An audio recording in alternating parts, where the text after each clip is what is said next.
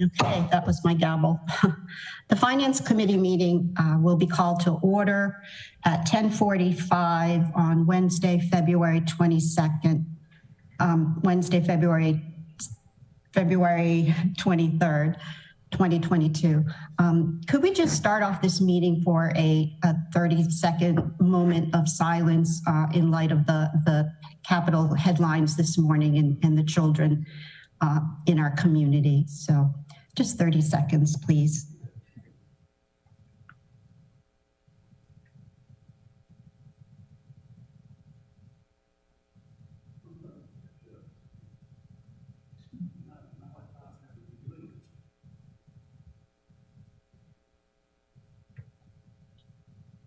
Thank you so much, and thank you, Mayor Buckley, for being here under these circumstances. I know the last 72 hours have been hard. All members are present. That would be Alderwoman O'Neill and Alderwoman Finlayson. Can I have entertain a motion for the approval of the agenda? Move to approve the agenda as written. Second. All in favor signify by saying aye. Aye. Excuse, Takia, yes? Good morning. I'm sorry, before you vote on that, because you guys are going to have a presentation, you probably should amend the agenda to include the presentation. Because the presentation is not on your agenda. Oh, I see. I see what you're saying. Yeah, just the agreement. And thank you for bringing that up. Could I have a motion to amend the agenda to include a presentation by our consultants in regard to the Annapolis Parking Concession Agreement? I'll move that motion to approve the agenda as amended. Second. Okay. All in favor of the amended agenda signify by saying aye. Aye. Aye. Amended agenda approved. We have minutes on the agenda from the February 16th, 2022 meeting. Could I entertain a motion for approval of those minutes? I'll make a motion to approve the minutes from February 16th, 2022. I'll second that. All in favor signify by saying aye. Aye. Aye. Okay, so what we will do is go to the amended item on the agenda, which is the presentation. But could I just start by just saying a few words? First, I just want to thank you all for being here, specifically my colleagues, all my colleagues pretty much. And I just want to frame it a little bit, and that is first by asking, and my comments are addressed to the city manager, because I've been thinking about this and, lying awake at night. But by first asking the question, why are we here? What is before us and what are our choices?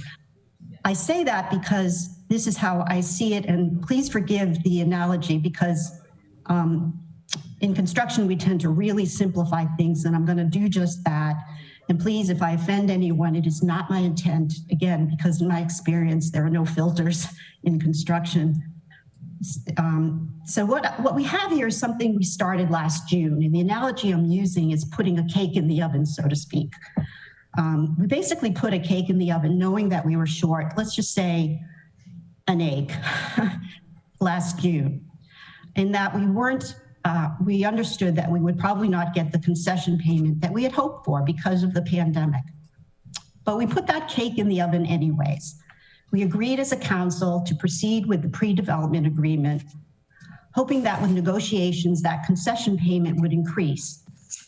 Unfortunately, 7 or so months later, as a council, fairly recently, we found out that it had not.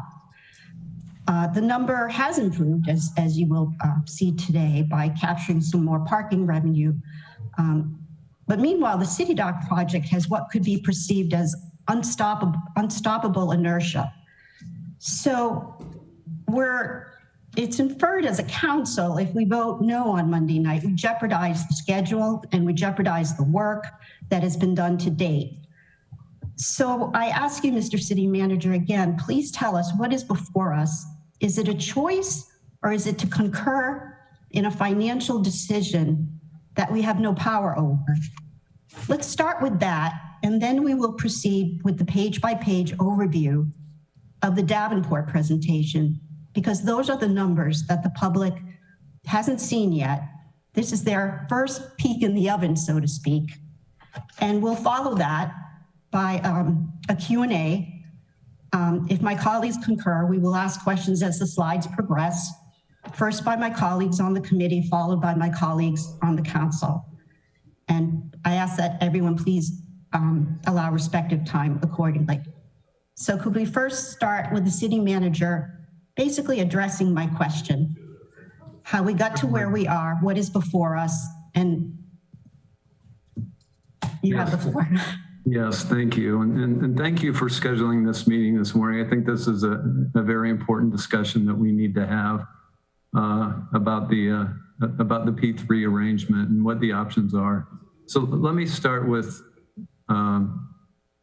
where we initially started this whole process, because we've been doing this, I guess, for almost 2 years now, when we started developing the RFP.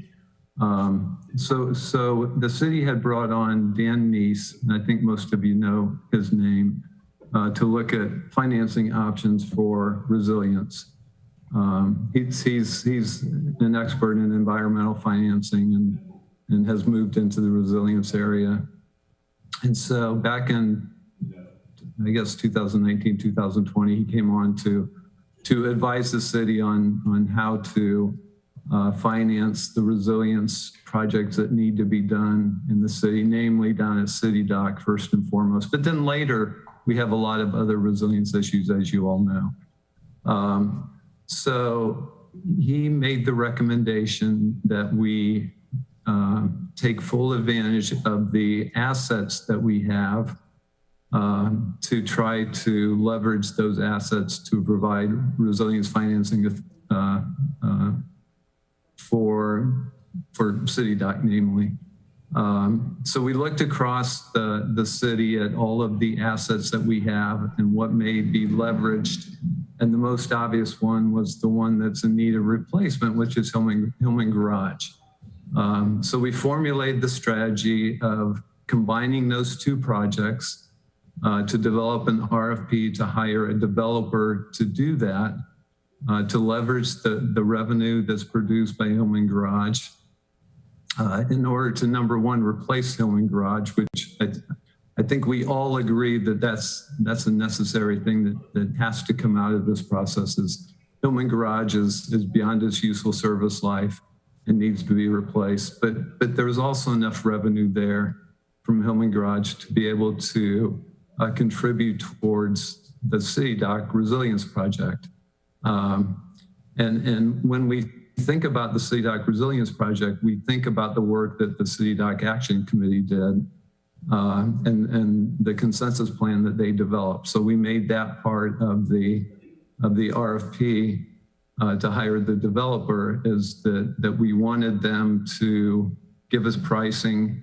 And it's very conceptual pricing back then, because clearly that's a very conceptual plan that we have. The City Dock Action Committee plan that they produced is very conceptual. There's not a lot of detailed information there, but nonetheless, we got 6 proposals in. The initial proposals were just a statement of qualifications. So we shortlisted based on the most qualified firms to receive the request for proposals, which we issued late, I guess, in 2020 to the 2 successful firms. We got good proposals from both. We selected Amrp as a successful firm based both on their qualifications, the qualifications of the team that they proposed, but also on the proposal that they gave us, including the dollars that they projected would be made available for the Hillman Garage and for the City Dock. So at that time, we entered into negotiations with them. it resulted in a pre-development agreement, which we brought to the city council to allow us to move forward with that. And we got concurrence and we moved forward. So fast forward again, we now have a design. We have Amrp has hard bid the design for the garage. Things have changed somewhat because all of the RFP process was pre-COVID. So the investment grade study for parking that had to be done during COVID when nobody was using the parking garage. Nobody was coming downtown. And when I say nobody, obviously it wasn't nobody, but it was a much lesser number than what we had experienced previous to that. So they used a lot of historic data instead of the real-time sampling that should have been done. We've also had an increase in construction costs during this time. So this deal that we're going to talk about today is driven by those two factors among a few others. So it's driven by how much demand that you have for parking in the city, because that's going to drive the revenue that the new garage is going to produce, and that drives how much you can afford to pay for a new garage, how much of the concession payment the city is going to get, and what the debt service payments are going to be, which is driven by interest rates. So you're going to hear all about those things today. So in the midst of all of this, during the pre-development agreement, Amrp put together a feasibility study. And that was the study that Alderwoman Tierney talked about that showed a lesser amount for the concession payment and the hope that it would improve. And so that number was around $16 million, I believe, for the concession payment. So that was down from about $35 million that was originally part of the proposal based on the parking study and all the other work. So they had taken a look at the construction costs. They had taken a look at what the financing costs were going to be, what the revenues were going to be, and the projection then was a $16 million concession payment to the city, which we had hoped to improve upon. So that's the part of the project that was going to go towards the city dock project. So we would use the same team of developers led by Whiting Turner on the design build side to do both the Hillman Garage and city dock. So 16 million would be contributed to roughly a $35 million project. And you notice that the magic of that $35 million that was the original number that we thought we were going to get for the concession payment. So that would have almost completely covered the cost for the city dock project.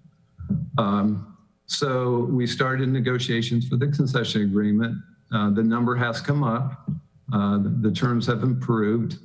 And again, you're going to hear more of that as we get into the presentations, but it's up to about $25 million for the concession payment, plus $1 million per year estimated payment to the city that can be used for the transit system. When we divert money away from parking revenue away from the parking fund, it decreases the ability of the city to subsidize the transit system. So in recent years, instead of the general fund subsidizing transit, the parking fund has done that. So no matter what we do with the parking garage, if we're going to replace the parking garage, we're going to divert some of that revenue away from transit and to making debt payment for the new garage. So irrespective of whether it's done through a P3 or through city financing, there's going to be parking revenue funds that are diverted away from the parking fund and away from use for transit in order to make the debt service payments for the new garage. So as we look at these two options, that is a common theme for both of the options. So as far as what the council's responsibility is for this, so the council approved us to move forward with the pre-development agreement. They approved us moving forward with after the feasibility study. We're now bringing this to the council for for their concurrence. And that's what we need. We need the concurrence. We're not going to move forward with the concession agreement until we pass this resolution. So that's sort of where we're at, and that's why we've spent a lot of time working with the council and talking through this, and think it's very important to have this discussion today so everybody can understand where we are and what we're proposing and you know what the alternatives are as far as city financing goes. Because I think that's an important discussion that has to be made. So hopefully that answered the question, Alderman Turney, that you had as far as where we are and how we got here and what we're asking for from the council. We'll talk more about the schedule. We'll talk more about the deal, but that's sort of an overview of where we came from and where we are right now. Thank you very much. Out of courtesy, I'd like the mayor just to say a few words. Apologize for that, and then I would like to have David continue on telling us the involvement of CBRE, our owner's representative, in this process. Gavin, Mr. Mayor Buckley, please. Yeah, I mean, I'm here because this is such an important decision for the council, right? I would like us to acknowledge how many experts have had their eyes on this. Not only the experts that you pay to work for you, from Jody Dickinson to the city manager, to our legal team, but also the experts that we brought in from outside of the city, from the county, John Hammond and his team, Nate Bettnam, and then the other professional organizations that are here on this call today. They've all analyzed these numbers, right? This is going to be the largest municipal project in the city's history. We have done great work in this council to get the city's finances on such a strong footing as they are today, and that's been proven by all of our upgrades. You know, I would like, if we are going to jeopardize that, if financing ourselves jeopardize that, you know, obviously I'm going to urge you not to go that direction. This is just one case of using the private sector to help us pay for infrastructure. That is the future for municipalities. The infrastructure challenges that are ahead of us in this day and age, especially on resilience, are way beyond our budgets, are way beyond what we tax our constituents to pay for. So we are going to have to bring in the private sector. We haven't rushed into this, and we have delivered what we've said. We said roughly we'd get a $30 million garage and a $30 million payment. They were the rough numbers that we worked at. We're going to get a $25 million payment. We're going to get a $25 million garage, and we're going to get a waterfall agreement, and we're going to get finances to pay for transportation. Remember, the garage is only one piece of the finances that come from parking that go into transportation. We have other assets they're going to be paying into the parking fund. So I'm here to support our city manager and the team and go through the process with everybody. I thank you for giving me a couple of minutes to talk, and I appreciate the work that you are all doing. Absolutely. City Manager Darrow, could you explain the role of CBRE and their involvement in this process in the last, 7 months, or has it been longer? Yeah, I would be happy to. So we brought them on after we made the selection of the successful firm and started negotiating the pre-development agreement. We brought on CBRE. CBRE is the largest real estate management company in the world, very well known. It's a combination of Coldwell Banker and Richard Ellis, which were two very highly regarded firms that combined a few years ago. So it's a very large firm. So we brought them on because, quite frankly, we've never done a deal like this before, and they've done many of these deals or helped governments do many of these deals. We also have brought on Squire Patton Boggs, a large legal firm that has dealt with a lot of P3 deals as well, to be our outside attorney on this project. We have brought Davenport and Company on, who is our financial advisor and fiduciary. to look at the various options that are available to us, the P3, but also financing ourselves. We brought in Nate Buttonen because he was a bond broker for many, many years, and he's now a resident of Annapolis, so he has helped us. Of course, we brought on Eileen and Fogarty, and she has been invaluable in this process of keeping everything moving in the right direction and keeping all the cats herded. And so we brought a lot of expertise to bear on this project. And hopefully when you hear from them today, you will know that they are looking out for the best interests of the city. They're not looking out for the P3 agreement. They're not looking out for Amrp. They're looking out for what is the best solution for the city for this project. And I think that's important to know. And that's especially true with Davenport. They're a fiduciary. That means that they have to look at the interests of the city first and foremost and not anything else. So it's a great group. They've been working extraordinarily hard since we got the first draft of the concession agreement back on Christmas Eve. So hopefully you will gain some information as you hear their presentation. So if I could, I'd like to turn it over to Mike Mache from CBRE to do their presentation. Unless there's any disagreement from my colleagues on the committee, go ahead.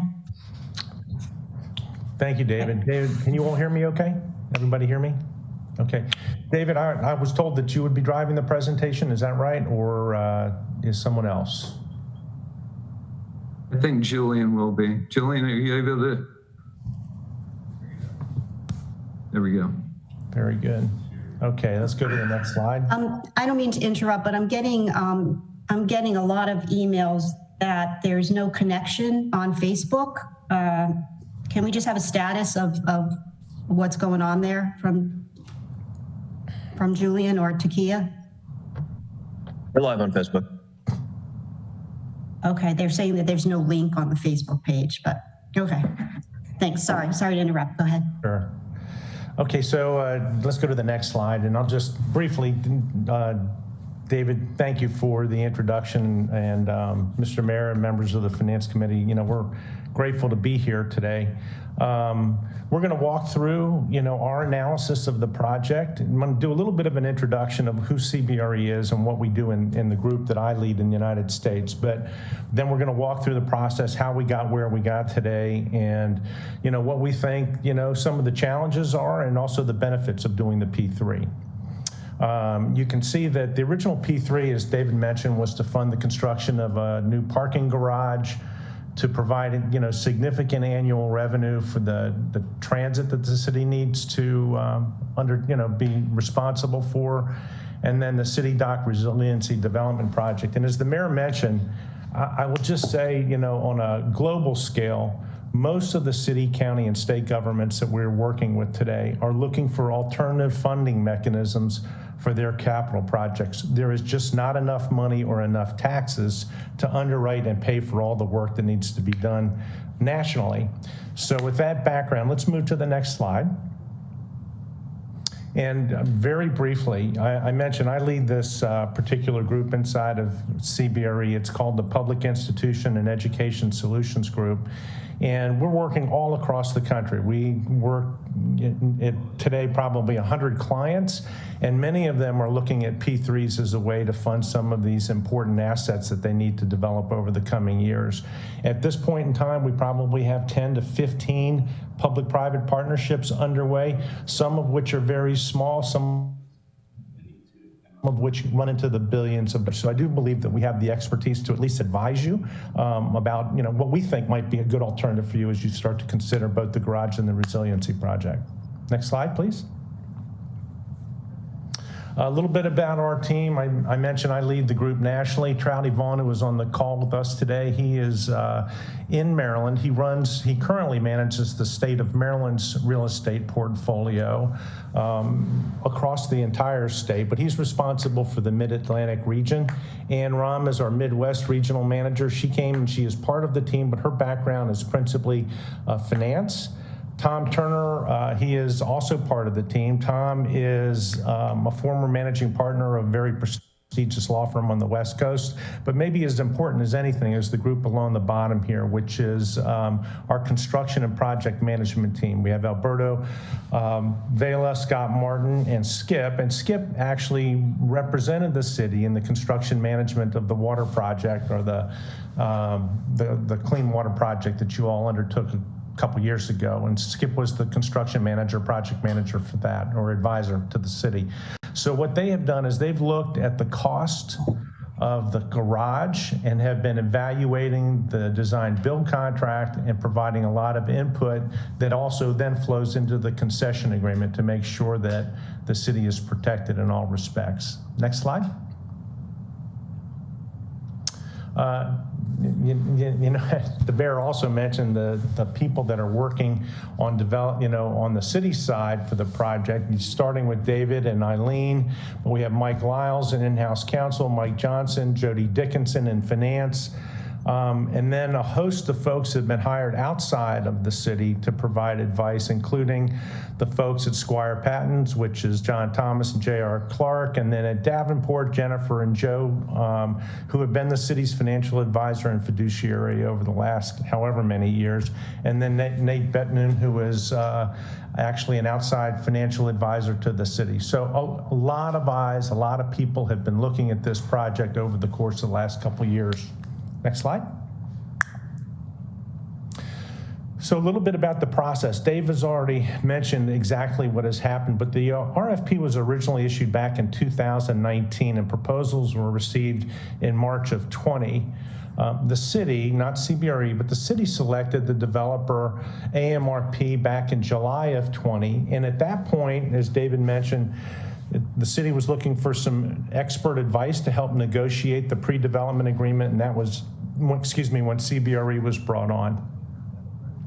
So for the last year, basically, Amrp has been doing a whole lot of due diligence on the site, everything from environmental studies to design work. And as Dave mentioned, in December of this past year, we received the first draft of the concession agreement on Christmas Eve, actually. Since that time, the entire team has been working diligently to negotiate the terms of that agreement to improve the terms where we could. And today we're now at this blue square, this blue box that you see below, which is seeking council approval to move forward. If you do approve it, what will then happen is the garage will be demolished at the end of the month, March or early April. Construction will begin in earnest, and the goal here is that we're trying to deliver the garage prior to next summer season. We want to try to have the garage built and constructed and delivered so that it does not interrupt 2 summer seasons, is what we're trying to do. While all of that is going on, Amrp will also then begin working earnestly to complete the design of the resiliency project. And presuming that all that is eventually approved and the funding has been identified and set aside, construction will begin and then delivery will happen sometime after that. Next slide, please. So the structure itself, it's a complicated structure, and what I'm trying to do in this slide is just explain, in fairly layperson terms, how this is all coming about. You all selected Amrp through a competitive process almost 2 years ago. And what Amrp had proposed to do was to finance both the Hillman Garage and the resiliency project using parking revenues, pledged parking revenues, to finance both projects. As David mentioned, the classic P3 is using your existing assets to be able to fund some of these needed improvements. Amrp is going to identify a tax-exempt conduit to provide a significant portion of the capital for the project. And at this moment, they're considering using Medco to be able to do that, which is a Maryland organization that's formed for the purpose of doing a lot of these projects. And AMRP, though, will also provide some of their own equity to support the low-cost financing. Almost $10 million of their own money will be put into the project. The conduit, Medco or a similar entity, will then eventually enter into a design-build contract with Whiting Turner, and Whiting Turner is really one of the foremost design-build GCs in the area. They're very well respected. And then AMRP will enter into an operating and management contract with Premium Parking, which would then manage the garages and the collection of the revenues and everything that goes along with that. So that's the basic P3 transaction structure and how it all comes to bear. Next slide, please. Mike, real quick. Excuse me. Alderwoman Finlayson has her hand up. Okay, I can't see That's what I was about to say. Right, thank Yeah. you. Thanks. Thank you. All right, thank you.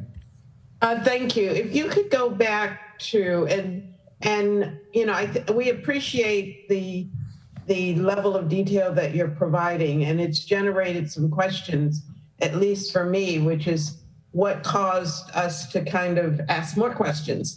But if you go back to the slide, maybe 5, I think it's 5. Yes, on 5. And I don't think we are questioning, at least I'm not questioning, the credentials of the group that's been brought together to help us with this project.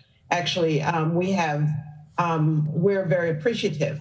I'm looking at the city's input on this, and particularly who's missing in this chart is the Director of Transportation. And I guess that's a first red flag for me, because transportation is not a focus. You know, our transit is a vital tool in our city for many of our residents.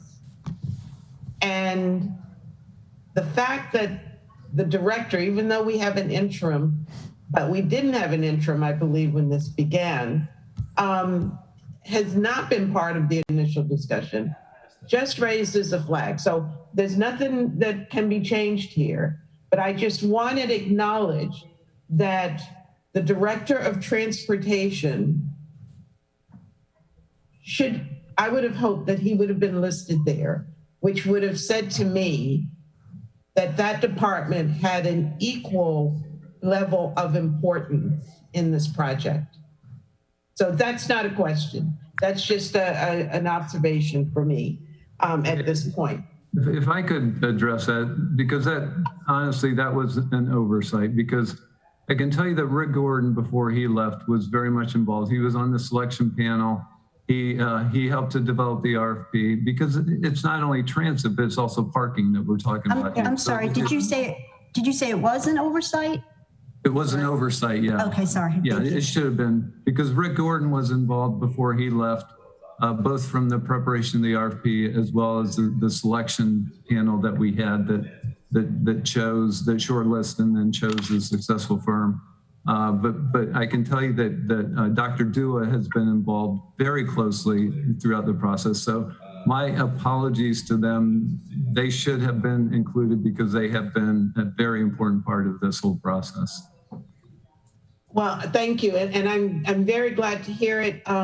You know, this leads to my concern about lack of funding for transit and codified lack of funding for transit. But we'll get to that a little bit later. On slides, I guess the last one we were on 8, it kind of brought to mind, I'm sorry, it would be 7. We haven't gotten 8 yet. Part of the concerns were raised when we were led to believe that before Christmas, the garage was coming down next month. And then we find out later that the agreement isn't reached yet.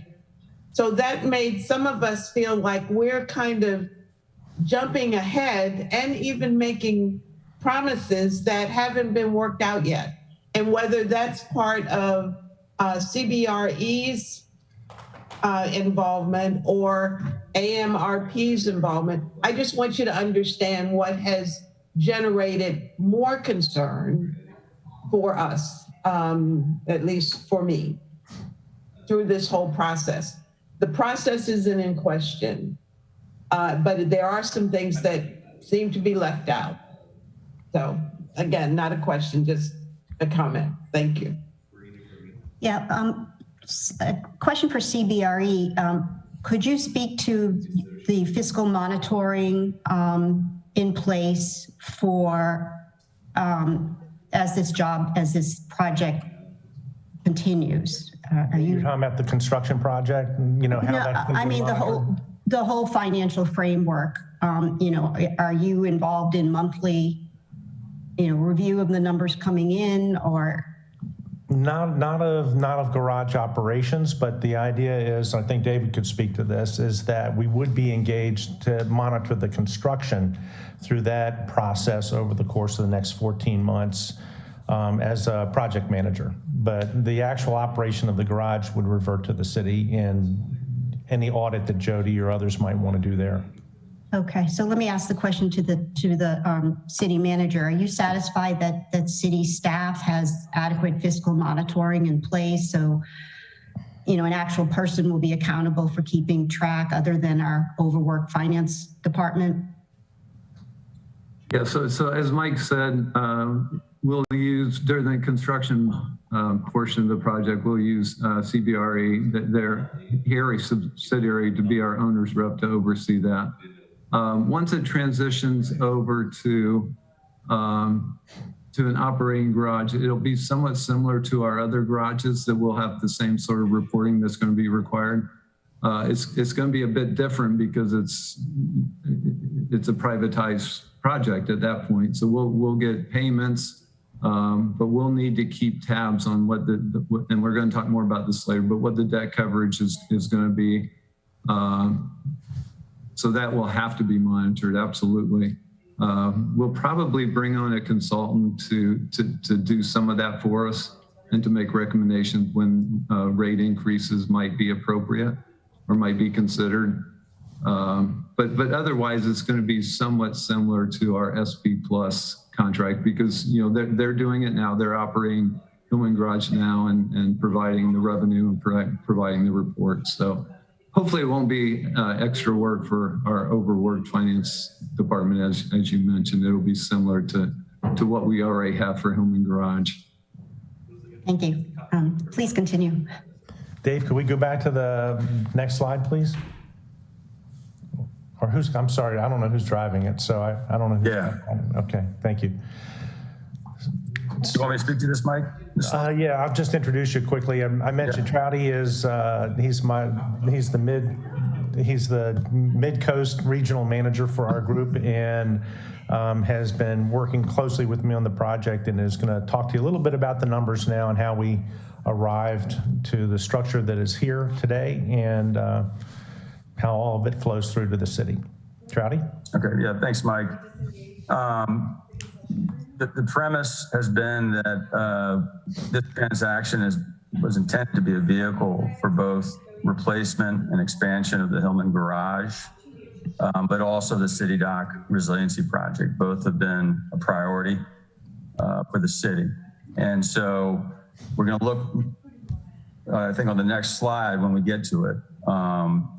You know, if you think about this transaction as a means towards funding and achieving both those projects, the P3 structure that's been proposed by Amrp is just one of two basic options for the city to consider. So under this P3 structure that is on the table now, the concession payment forecasted, it won't be confirmed formally until financial close, is $25 million that would go towards the City Dock Resiliency Project, but also maintaining a threshold of waterfall distribution from the parking revenues to the city of $1 million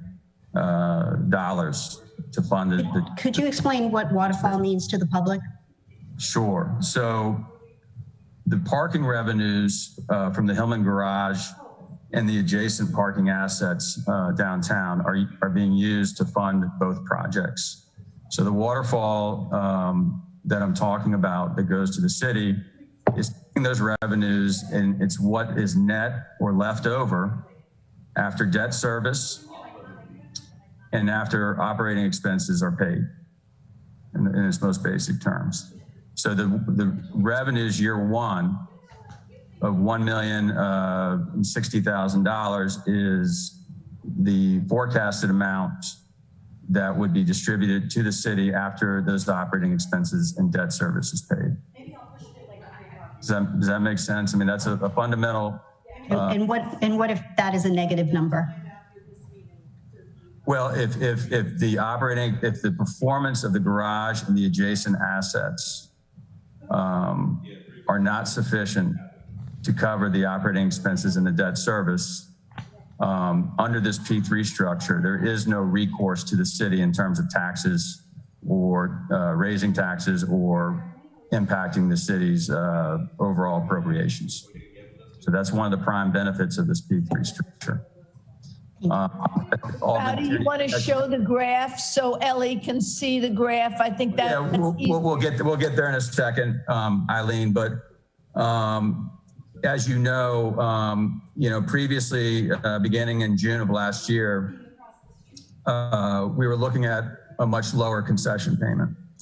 And so what the developer has done is tried to figure out a structure that optimizes the concession payment, but maintaining a threshold number of at least $1 million to be funding towards the transit program. Okay. Some of the benefits of the P3 structure, and we'll revisit these later on, is that it is funded by the parking revenues, not by city taxes. Therefore, it doesn't impact negatively Annapolis's credit rating. If there's a performance issue, as you mentioned, in terms of the revenues not being enough to cover the expenses, there is no obligation for the city to raise taxes to city residents. And so for those reasons, there's less risk. But as we'll see in the next slide, I believe the costs to the city are relatively similar as if the city were to fund this as a general obligation bond project. So if we do have the next slide, please. Alderman Schottlemeier, do you have a quick question? Oh, sorry. Yes, thank you, Madam Chair. So my quick question, if we go back to the waterfall city revenue. So per the concession agreement, that is if revenues exceed debts, correct? Right, and that's what's for here. And you'll see in the next slide. So what I would, let's say we have a very long, let's say revenues are lower but still exceed the debts. Would we get that amount in our as a revenue? So let's say they only have $600,000 in revenue. Would we get that 600,000 even though the agreement? Correct. Okay. So how much debt in maintaining the project are we expecting as it goes farther down the line? When this thing is new, there's not going to be a lot of maintenance costs. As the structure ages, as always happens when structures age, maintenance costs go up more and more and more. What would we be expecting those? Do we have any idea what we'd expect those maintenance costs to be, like 10, 20, 30 years down the line versus revenues 10, 20, 30 years down the line? Correct. And we'll see this on the next slide, but in the operating expenses, okay, and some of the requirements from the lenders are set asides for capital reserves to maintain the facility. And that is incorporated in this analysis. Okay. Right, I think going to the next slide would be helpful. Yeah. Yeah, I just want to say we're already an hour in. We don't have a hard stop at 12:30, but out of respect of everybody's time, how long is the presentations in and of themselves, Mr. City Manager? I think we probably have 5 or 10 minutes more, Trotty, for yours, and then 4 or 5 slides. Okay. And then we'll move to Davenport, where I think we want to do a page by page. So Yes, exactly. Right. Yeah. Okay. Great. Okay, good. As short or long as you want. Okay, I'll stop interrupting. Right. Okay. So what we have on this slide here is a graphic representation of the projected revenues from the parking area. And I think this goes to your question, Alderman Schandelmeyer, if I'm pronouncing your name correctly. This shows, let me just move so I can see it properly on my screen. This shows roughly the allocation of the parking revenues generated from the parking system and how they're being used. And so you see at the bottom, the gray category is the operating expenses, just the actual expenses associated with maintaining the parking, enforcement, collection, that sort of thing. In the blue is just the overall financing costs. That's both debt and equity. And then in the orange, that is the waterfall that we've been describing as far as what the city should reasonably expect to receive to fund the transit program. Without trying to sugarcoat this or overpromise something, I will say this: these numbers are relatively conservative. It is a base case. There is an expectation that the revenues can exceed the numbers you're seeing here. That would be that sort of top line, the 5.0, the 5.2, et cetera. You know, you won't know until it goes into operation, but there is every expectation that these numbers are reasonable, and there's a hope that we can outperform them. Alderman. So if I could just add something real quick, just to sort of put an exclamation point on all of this. So what the city's risk is in this is that black line on top drops below the orange level, right? So we wouldn't get that amount of payment. But unlike if the city owned the garage and was making the debt service payments, if it dips down into the blue, the city has no responsibility for that. Whereas if we finance it and it dips into the blue, then we have to come up with money to pay for the debt service. So that's a really important point in this is our risk in this is that we don't get that amount that's in the orange here for each year, which starts out at $1 million and grows.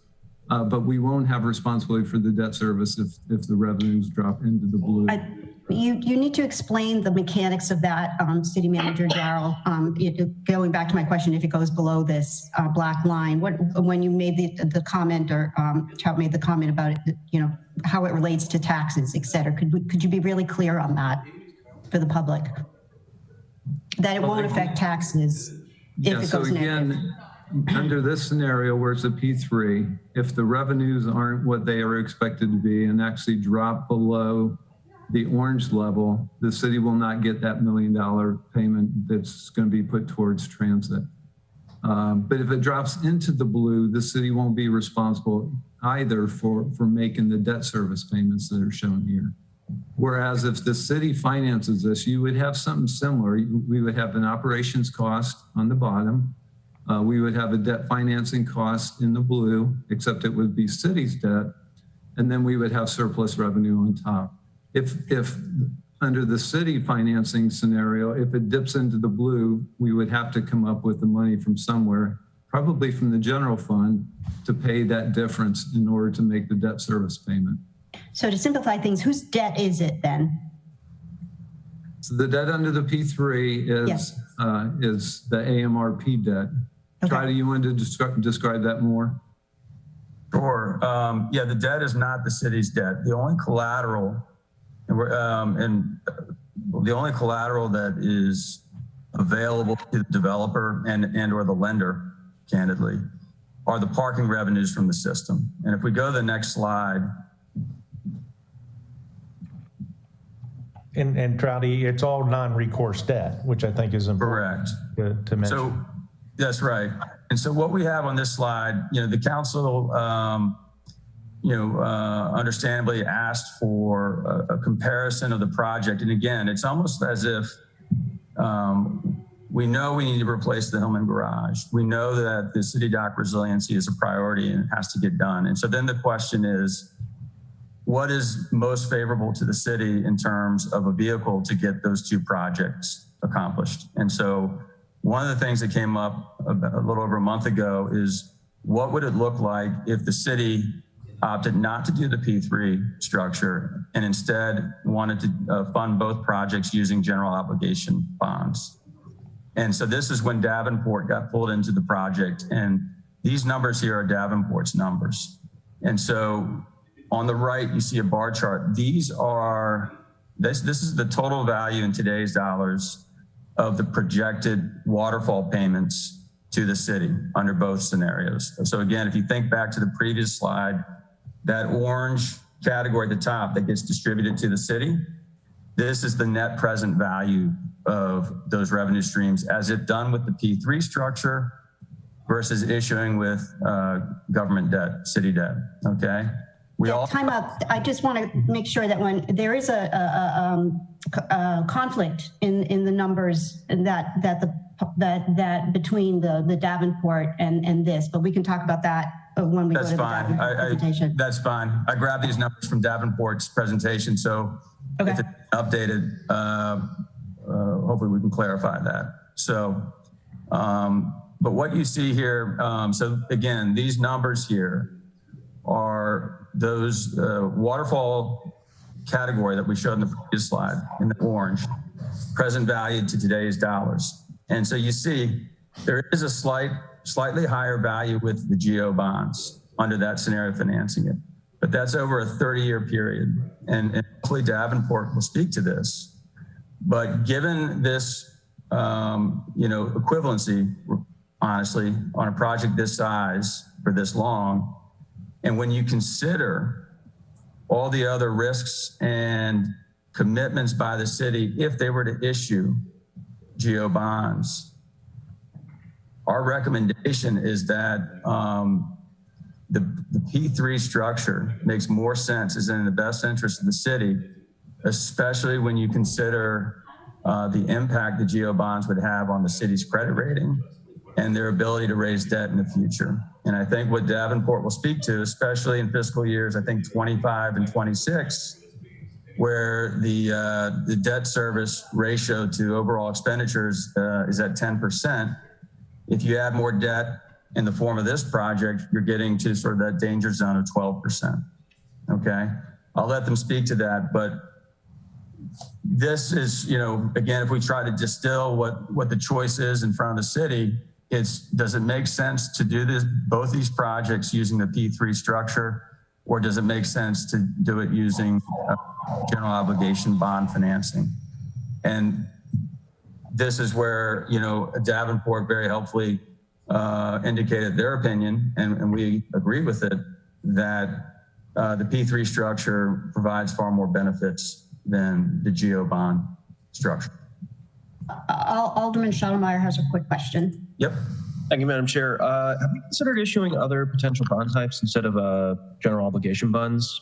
Like, is there any other city revenue that we could that we've looked at? If you did a revenue bond, which this P3 structure is, essentially resembles, there's not going to be that much of a difference because you're valuing not the city's credit, but just the revenues that are forecasted for the parking area. It's going to look very similar to the P3 structure.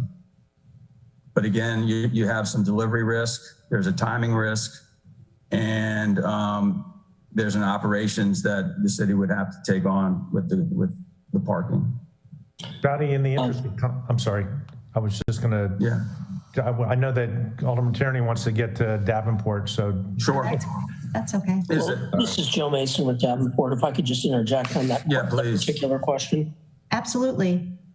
The city could issue its own revenue bonds, which effectively mirror what the P3 structure is. They would be probably something like a parking system revenue bond pledge, where you would probably not be able to obtain an investment grade rating on a standalone single garage.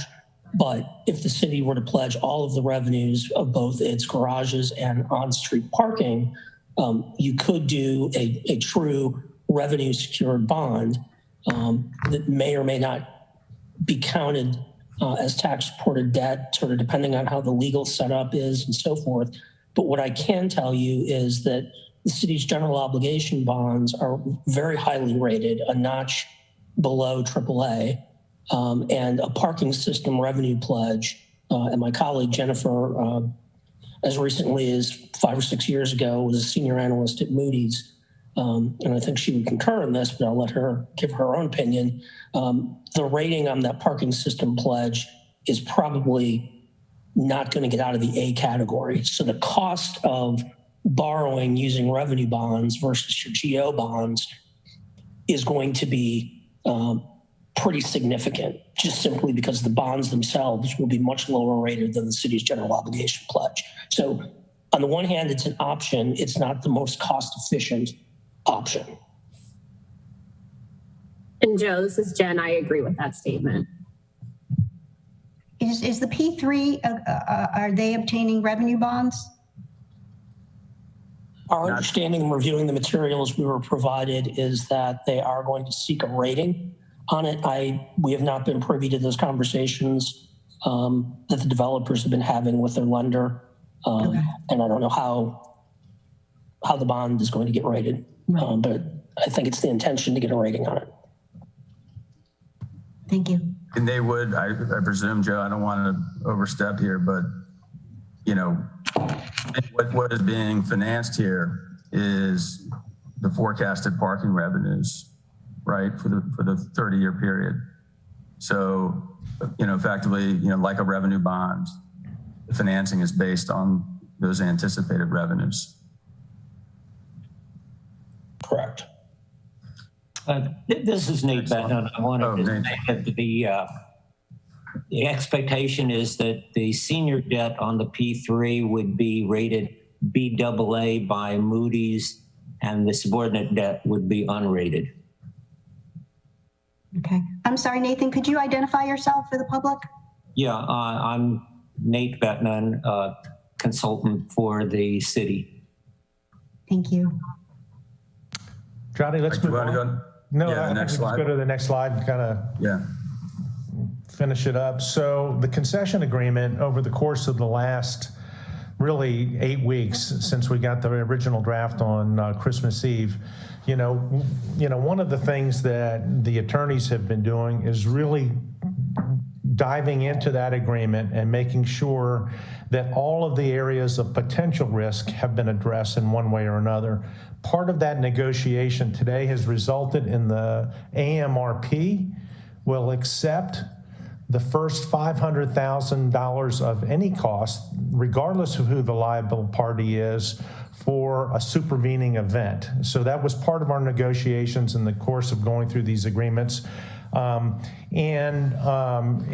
generally, you know, they will, meaning the developer, Amrp, they will be liable for risks that they should have uncovered during their initial study period over the course of the last 12 months that they've been in the middle of it.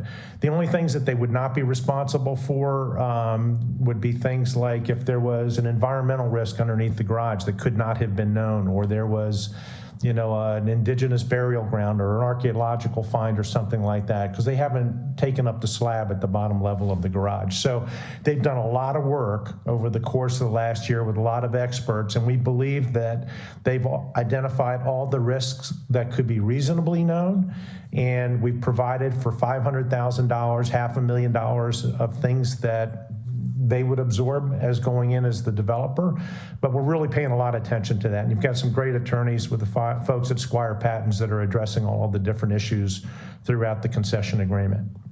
Let me just interject there. What that comes down to then is it's actually sort of a flow down, and I would say the contractor then takes up the risk. I mean, typically a contractor will carry general liability of much more than $500,000.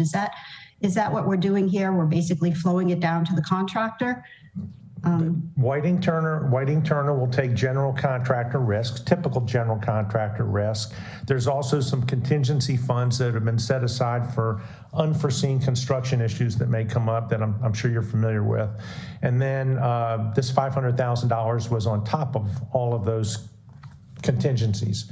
Okay, that's an important point. Okay, thank you for clarifying that. This is on top of... I'm going to go to my colleague, Trady. I think I said that correctly, didn't I? You did. Okay. Okay, but I would be careful listing force majeure because again, I mentioned that previously. I don't know anyone that covers force majeure. I don't understand that because you can't tell what it's going to be. Right. Well, like I said, I don't want to speak, excuse me, for the attorneys, but they're addressing all of that at this moment. They're in the middle of all of it. Okay, continue. Next slide. I think Duman, you have a question? Yeah, just quickly. In particularly interested in the undisclosed remains, considering the history of the city. If there are materials found related to the history of our city, what would the plan be? Obviously, it would delay the project significantly, but I immediately thought like Smith Price, which is a unique store here in the city of Annapolis. And who knows the remains of ancestors that could be found? What would the plan be? Well, I years ago, I represented College of William and Mary on a big development there, and there's archaeological findings all over there. It did stop the project for a period of 6 months while we surveyed the site and went through all of the, I'll call it remediation, but to address all of the findings that we had there. I don't know that we've gone that far into the agreement to identify what a plan B would be if there were archaeological findings there. But I'd be happy to address that in the agreement if it's of a concern to you and make sure that we've thought about it in more detail. Yeah, and Alderman Gay, we have run into that on other projects, quite a few projects, as you can imagine, downtown. So what's involved is to bring an archaeologist on immediately to do a survey and to determine if there's others there and how we need to deal with the ones that are there. So it delays the project, but it's usually by a few days and not by weeks or months. Yeah, it's standard procedure in the historic district. Okay. Go ahead. Next slide, and I think this might be, I know it's an important element of the project. One of the concerns that we heard from the council was that, they wanted, significant DBE participation and community participation in terms of opportunities to participate in the project. So Whiting Turner and Amrp have committed that their goal is 30%. And they're they've been aggressively pursuing that and talking to folks in the community today. So knowing how important it is to the community and to the council, we've been focused on that as part of our agreements. Next slide. So Dave, did you want to talk about next steps? Yeah, let's go on to Davenport first. Okay. Any questions? You might have to shout out because I can only see so many on the participants, but continue to raise hands. Thanks. So Davenport, I think, is going to take over at this point. Is that right? Hey, can you bring up the other presentation? While you're doing that, thank you, everybody. We've appreciated the opportunity to work for you all. Thank you. Thank you for your patience.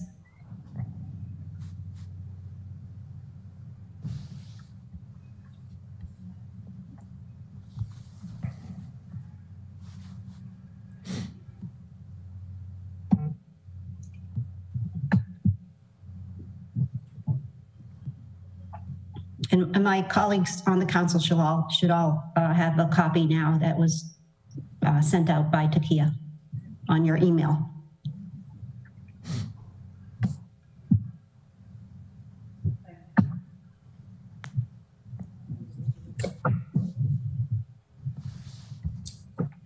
And would you like me to share my screen or will Julian be putting up the presentation?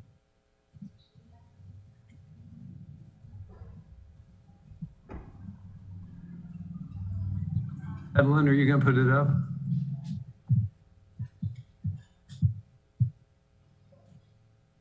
It might be best for someone from Davenport to control it because we'll be asking questions and it might be hard to follow. Okay, I can certainly put it on. Is there a separate presentation? Yes, I can put it up if that's okay. I don't have yours.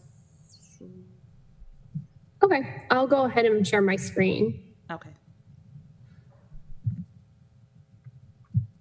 Can everyone see this?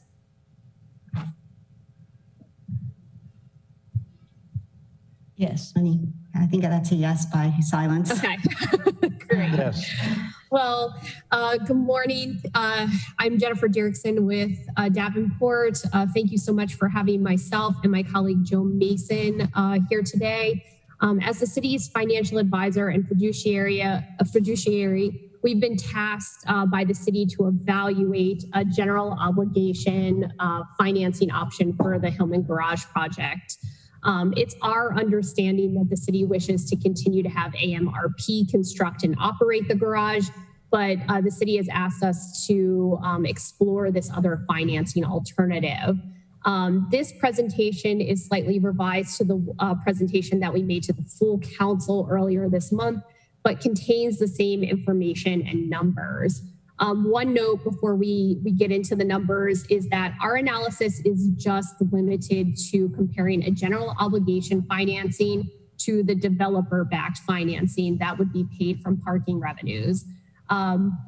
We have not reviewed any legislation, legal documents, or additional materials aside from AMRP's financial model. We haven't evaluated cost or operating assumptions, AMRP's parking revenue forecast, or their other financing assumptions. We've just really examined the potential use of GO bonds. Is the GO bonds on the garage? The garage and city dock. Okay. I understand you did both, garage only and then garage and city dock. Okay. So for Hillman Garage, the projected cost is about $28.2 million. AMRP has provided 3 financing scenarios to the city with varying amounts of debt issued. And depending on the amount of debt issued, AMRP would provide the city with a concession payment as well as annual parking revenues. So this presentation's going to only look at AMRP's third financing scenario as it provides the largest concession payment to the city, but we have included information on scenarios 1 and 2 in the appendix of this presentation for your reference. Well, let's look at that. Is it a safe assumption that we can go with the third? David? That's our preferred option, as scenario 3. Yeah, let's proceed accordingly then, I think, instead of revisiting 1 and 2. Great. So we understand that the city is anticipating using this concession payment to offset the cost of the city dock project. As an alternative, the city could use its general obligation bonds to finance the Hillman Garage. However, this would eliminate any upfront concession payment, but it would increase the parking revenue flowing to the city. In terms of the city dock project, the cost is estimated at approximately $35.3 million. The financing plan for city dock has not yet been determined, but as I mentioned, the city is planning to use all or a large portion of the upfront concession payment for this project. The remaining funds to fully finance the city dock project may include grants or other outside revenues. However, if that additional outside funding can't be identified, the city would need to issue general obligation bonds. Okay, that's an important point. Could you just say that last sentence again? Sure. So if the city isn't able to find additional outside funding sources, the city would need to issue general obligation bonds for city dock. And we'll get into the numbers as we move into the next slide. Thank you. Yep, not a problem. So here on slide 4, this shows the sources and uses for AMRP's scenario 3 financing plan, as well as compared to a scenario where the city would issue general obligation bonds for both Hillman Garage and city dock. So if we look on the left in the AMRP scenario, which we took from their financial model, debt to fund Hillman Garage would be the responsibility of AMRP and would be non-recourse to the city. The city would receive a $25 million concession payment in this scenario, which would partially fund the city dock project. Now, in these numbers, the 25 million is a combination of the 2.5 million that you see listed as city dock pre-development costs and the net concession payment, which is about 22.5 million. So when you add those two up, they get to the $25 million number. Could you explain the logic? What is the logic there that pre-development cost, pre-construction cost, whatever we want to call it, is part of the concession agreement? That's how it was. Oh, I can answer that, Jen. Yeah, I can answer it. So, so for all of the city dock projects, those are all going to have to be covered in various ways by the city, right? So the garage project is a privatization project, and they're going to recover all the revenue. The city dock project is truly a city project. So what they're talking about here is that we're going to carve out a portion up front of the concession payment to start the design, the planning and design for city dock. You could just as easily say that's $25 million and talk about using that for all of city dock or whatever we're going to use it for. But that just carves out that pre-development cost for city dock to start the design process for that. Alderman Shaw, yeah, actually, and could you explain the inverse of that? And if there was a separate, how we would lose that money? Right. So if it's city financing, all we would finance as part of this first tranche would be for the garage. So we would have to still seek funding for city dock. We would have a $25 million hole in the budget because we wouldn't be starting with that. We would be starting with, the full $35 million that has to be gained for that project. Okay. I'm going to go to Alderwoman Finlayson, followed by Schallmeyer, followed by Arnett. Sorry about last names. Go ahead, Alderwoman Finlayson. Thank you, Madam Chair. The pre-development costs, can we assume that that is the cost for the architectural work, all the preliminary planning work that is going to have to be spent either way?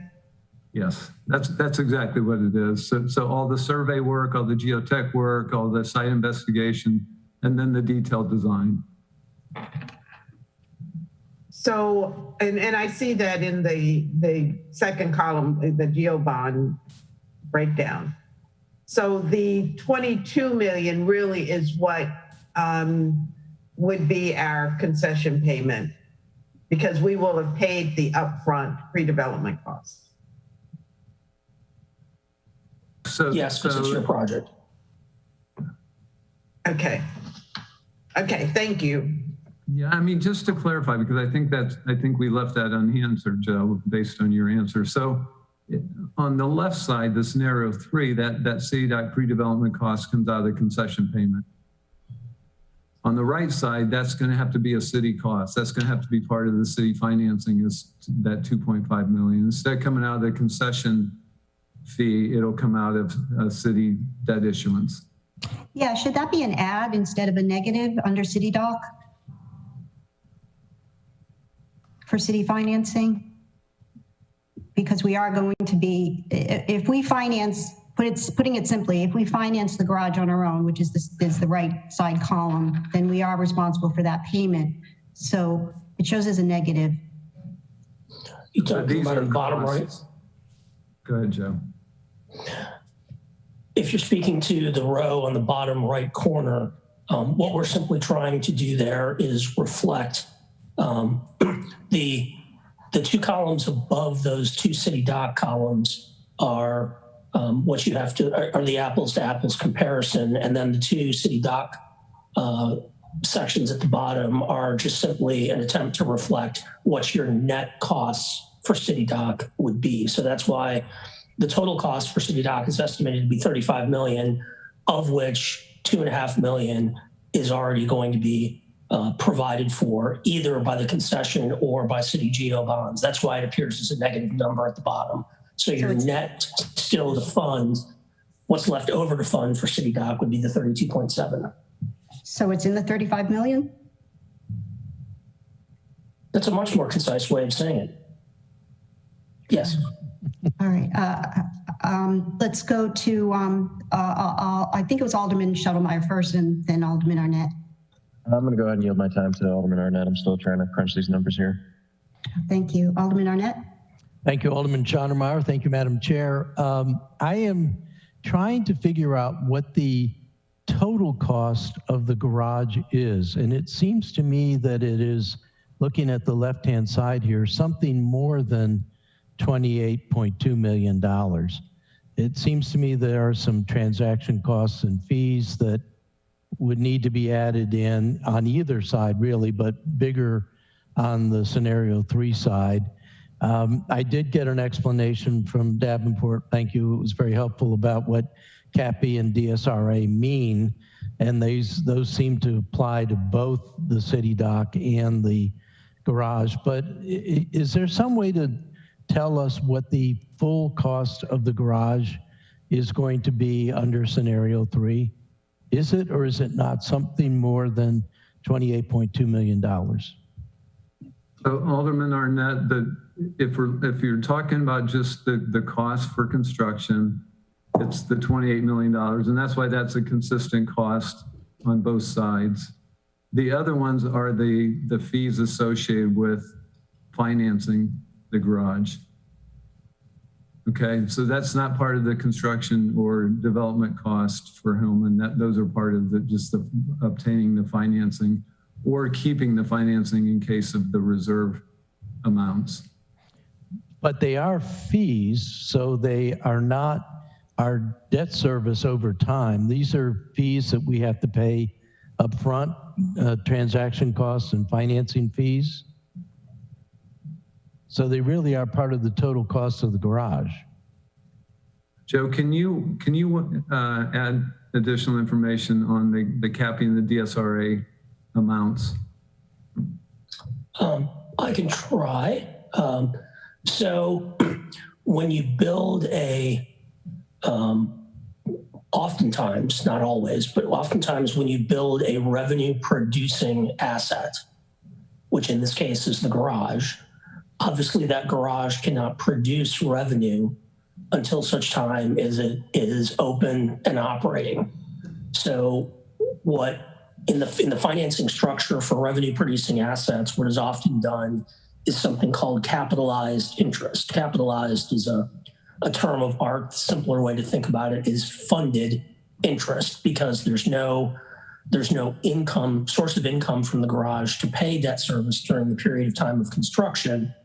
The lender will loan extra dollars to fund what's called a capitalized interest account, which is where the interest on the bonds will come from during the construction period. So that's what CAPI means. DSRA is an acronym that stands for Debt Service Reserve Account. And in this case, again, we have not been privy to the negotiations between the developer and the lender. But obviously, from the outside looking in, the lender is going to require that a debt service reserve account be established in the amount of approximately $2.1 million. And it's typically based on the annual amount of debt service. There's a complicated 3-pronged test under the IRS rules that tells you how to size that account. But basically, it's there as a first line of defense if the revenues are insufficient from the parking and adjacent assets. If the revenues are insufficient to pay debt service, then that account will be drawn upon to step in and make up any payment-related default or to prevent a default if a revenue shortfall were to exist.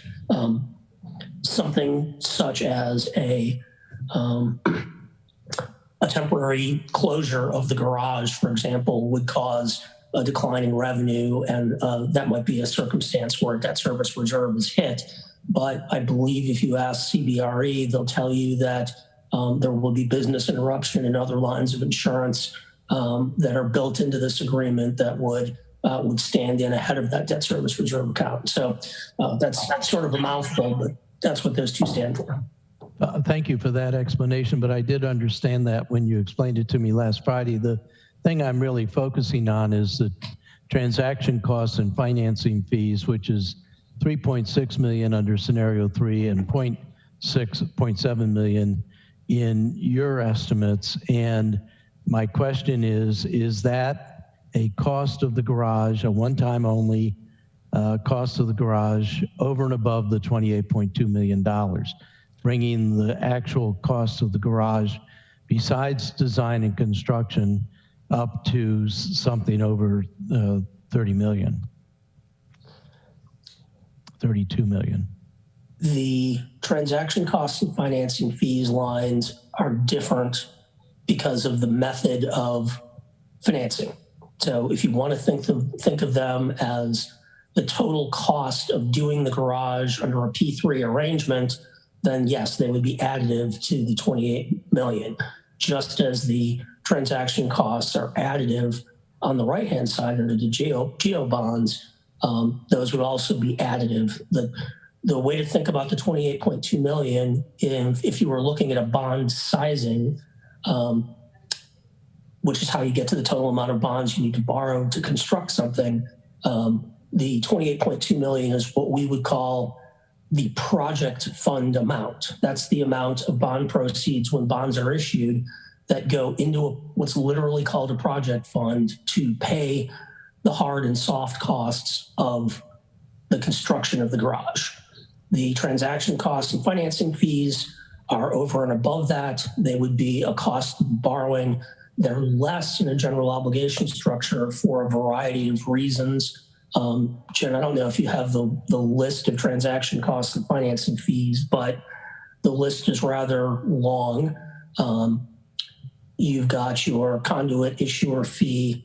In other words, if Medco is the issuer of the debt on the P3 side, they would be paid some sort of a fee to take on that responsibility. The lender, in this case, I believe it's Morgan Stanley, would have an underwriting fee. That's the compensation to them for basically selling this bond to their investor base. And there's a rating fee that's embedded in there as well, but that occurs on both sides. I don't know what the rating fee is. So Joe, I'm getting the idea. These are a lot like the fees you pay when you finance your house. Yeah, think of it as points. Yeah, exactly. All right, thank you. That helps. And I do think that is, when we get to the cost per space of the garage, dividing it into the actual total cost of the garage seems to me to be a number that we'll want to look at. Okay. Thank you. Alderman Schottlemeier? Thank you, Madam Chair. So guys, I apologize if I'm misunderstanding some of the numbers on these charts here or whatnot. No, not at all. No need to apologize.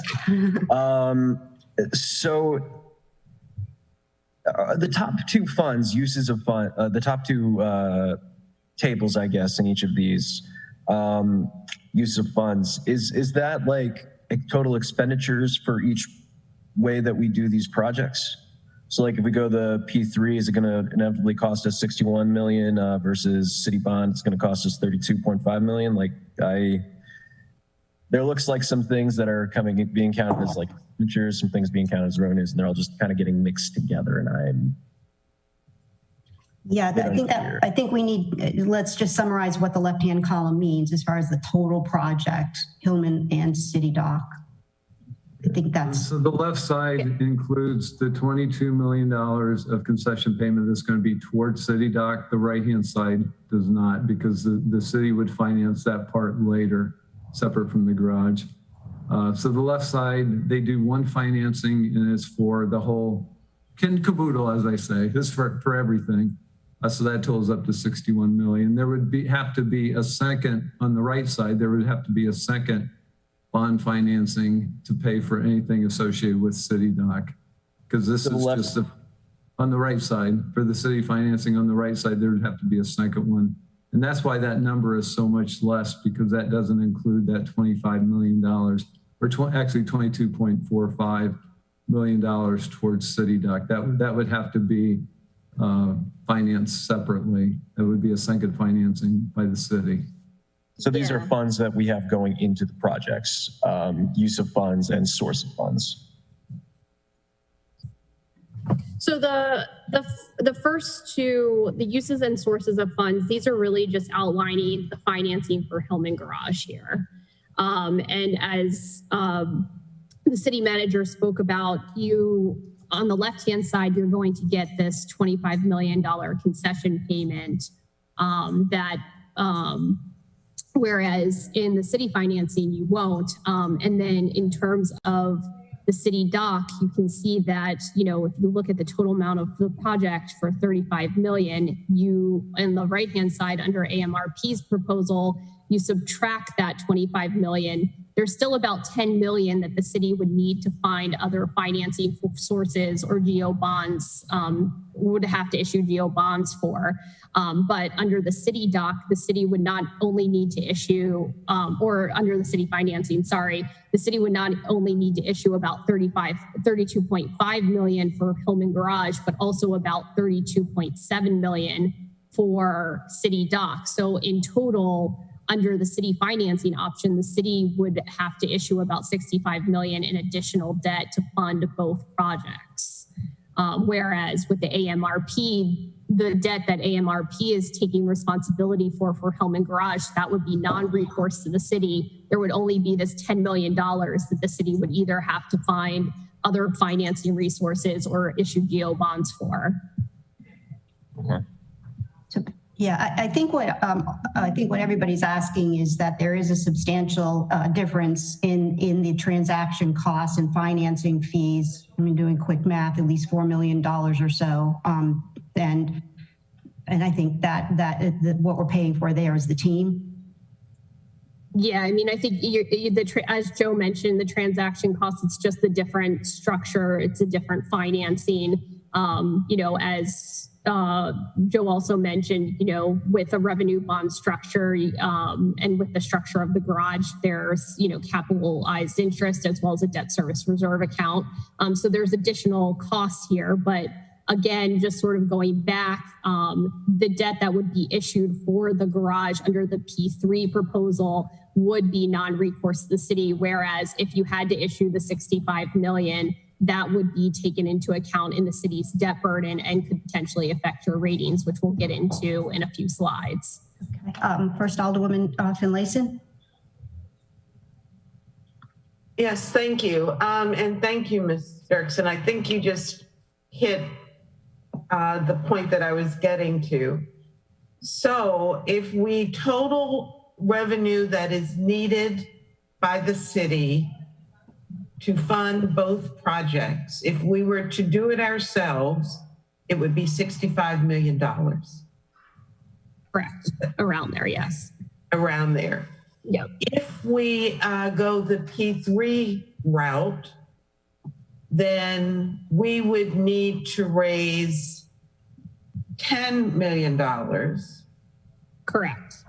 Plus the loss of any revenue from our garage and the parking that's being allocated. Sorry, go ahead, please. Am I on the right path here? And when we get to slide 6, we have an overview of the revenues in each of the parking net revenues in each of these scenarios that we can walk through as well. Okay, so on the surface, it looks like, at least at this point, it looks like it would be beneficial to the city to go with the GO bonds until we consider the fact that we have to add the two together and the total cost is $65 million. So, okay, I have a clear understanding. One point I'd like to make is that the $2.5 million in pre-development costs is really the city's cost. I don't think we should count that and look at that as a concession payment. We're going to have to pay that either way. So that is our cost. So at least I think it is from what I'm gathering.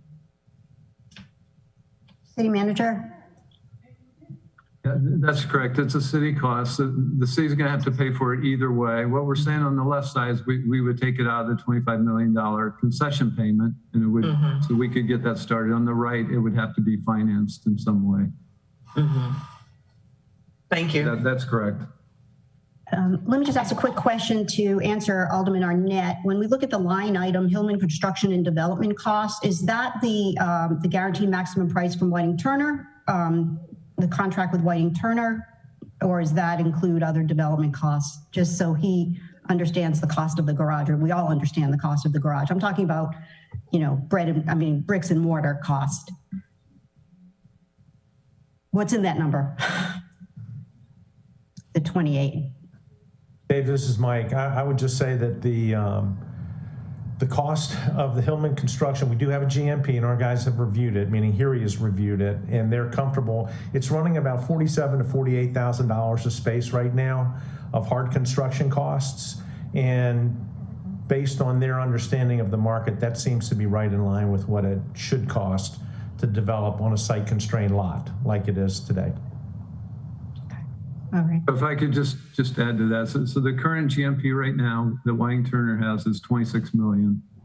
So the additional roughly 2.2 million is truly development cost. Okay, thank you. Go ahead. Jennifer? Oh, I'm sorry, Alderman Arnett, you had a quick question. I see your hand. Sorry. And you're on mute. There we go. The real way to make the comparison, if I'm correct, is to add the total source of funds and the money needed to finance the project, which in scenario 3 is $71.4 million, and in the GO bond is $65.2 million, a difference of about $6 million. Is that correct analysis?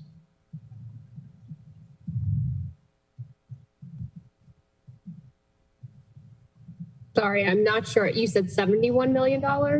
If you add the total source of funds of 61, 140, 114, 632, plus the 10 million, you come up with $70 million. On the other side, if you add the 32.5 and the 32.7, you come up with 65 million. And that's a difference of about $6 million. Which, by the way, looks a lot like the sum of the CAPI, DURSA, and the transaction cost differences. But Jennifer, I think we need to move on and look at the net present value, because I think that's a better comparison than using. Director Dickinson has her hand up, just quickly. I just wanted to point out that when we're talking about comparing the right and the left, those two funds that we reserve money in, the CAPI reserve and the debt service reserve, that's not cash out the door. That's setting aside some of the proceeds in case we need to use them for something. If this whole deal went for 30 years and we didn't tap any of that money would come back to us. So, or be used for the last final debt service payments. It's not money out the door until the debt service reserve is tapped. It's just setting aside some savings to pay debt service in case. So that's a conservative approach or a standard approach? Yes. Yes, it's telling you what we would do with the proceeds of the sale upon the sale. Okay. All right. So then I guess if we can move on. So slide 5, this just contains some background details, which is going to outline the estimated cash flow between AMRP's scenario 3 and the city's financing option on this page. So if we look at both of these charts, we have shown the projected parking revenues to the city based on AMRP's financial model over the 30-year financing term. Just a time out. This page changed from what we had seen previously. Yes, this is the combined Hillman and City Dock project. Combined, not just Hillman alone. Correct. The just Hillman alone is in the appendix. This was also in the presentation. It was just later in the presentation. Okay. So this is really just getting down to what does it look like overall in terms of financing both of these projects. Mm-hmm. So under scenario 3, you will see that the large concession payment upfront, but lower parking revenues thereafter. That's in the first column of the under scenario 3, labeled concession parking revenues to the city. Under the city financing option, this is the first column under the city financing option, annual parking revenues are projected to be higher than scenario 3 due to the absence of that concession payment. Now, in terms of city dock, we've assumed in both of these scenarios that no outside funding sources have been identified. So GO bonds have to be issued to fully fund the dock, aside from the concession payment in scenario 3. So in scenario 3, you'll see in the second column, city dock, we've assumed that the concession payment is going to be used to offset the majority of that city dock cost. But as I mentioned before, there's about 10 million that's still remaining that would need to be financed to fully fund the city dock project.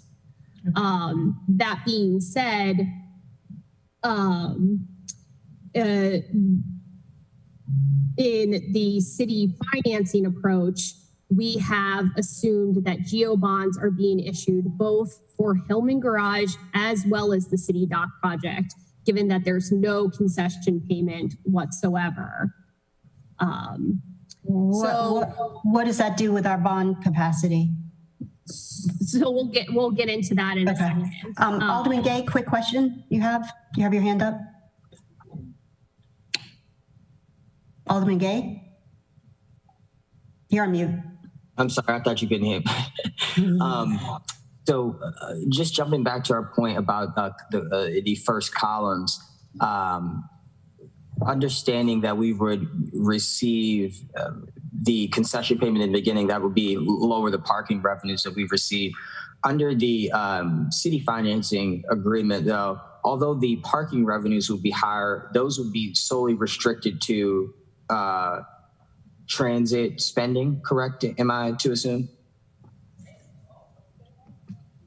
Well, they would most likely go towards the debt service that you would need to issue for the GO bonds. So you'll see that we've assumed the debt service for the GO bonds that you would need to issue for Hillman Garage and City Dock. And you can see that we have backed that out in the net revenue column. So that's basically taking the parking revenues minus the debt service for the City Dock and the Hillman Garage, and you get the net revenues available to the city. Okay, in the fifth column, I see that. Okay.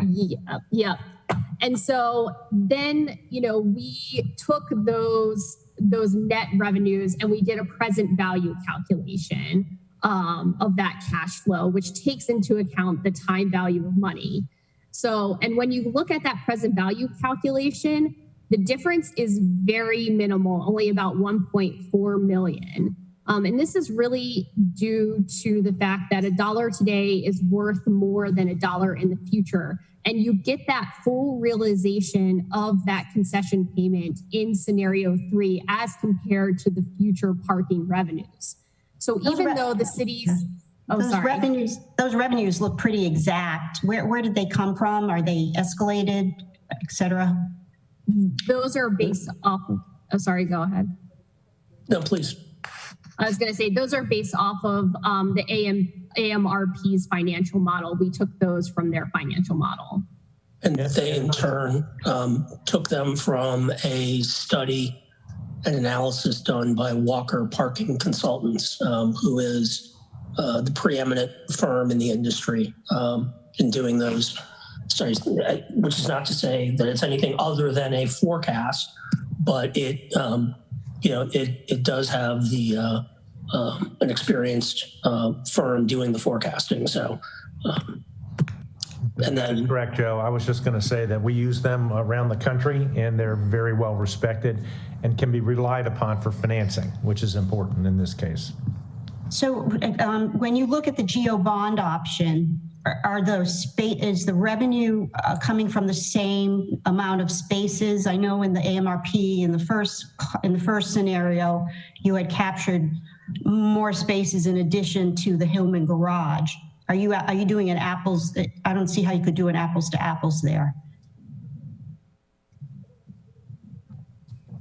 It's the same number of spaces in both. In both? In both, because you're assuming that the new garage is going to have more capacity. So both scenarios use the same number of parking spaces with the new garage, plus revenues from the adjacent surface lots that make up the city dock parking area that we've described and talked about. So the revenues are the same in both instances. Thank you. So, and I would just, one more point, I would just say that it's important to note that we did not alter or otherwise, modify in any way the AMRP financial model. And we have shared these tables and so forth with them and confirmed that we are interpreting their financial model correctly. They've confirmed that back to us. So whether the parking forecast turns out to be correct in the long run, I'll let you be the judge of that, but we are capturing the deal as it's understood by all parties at this point.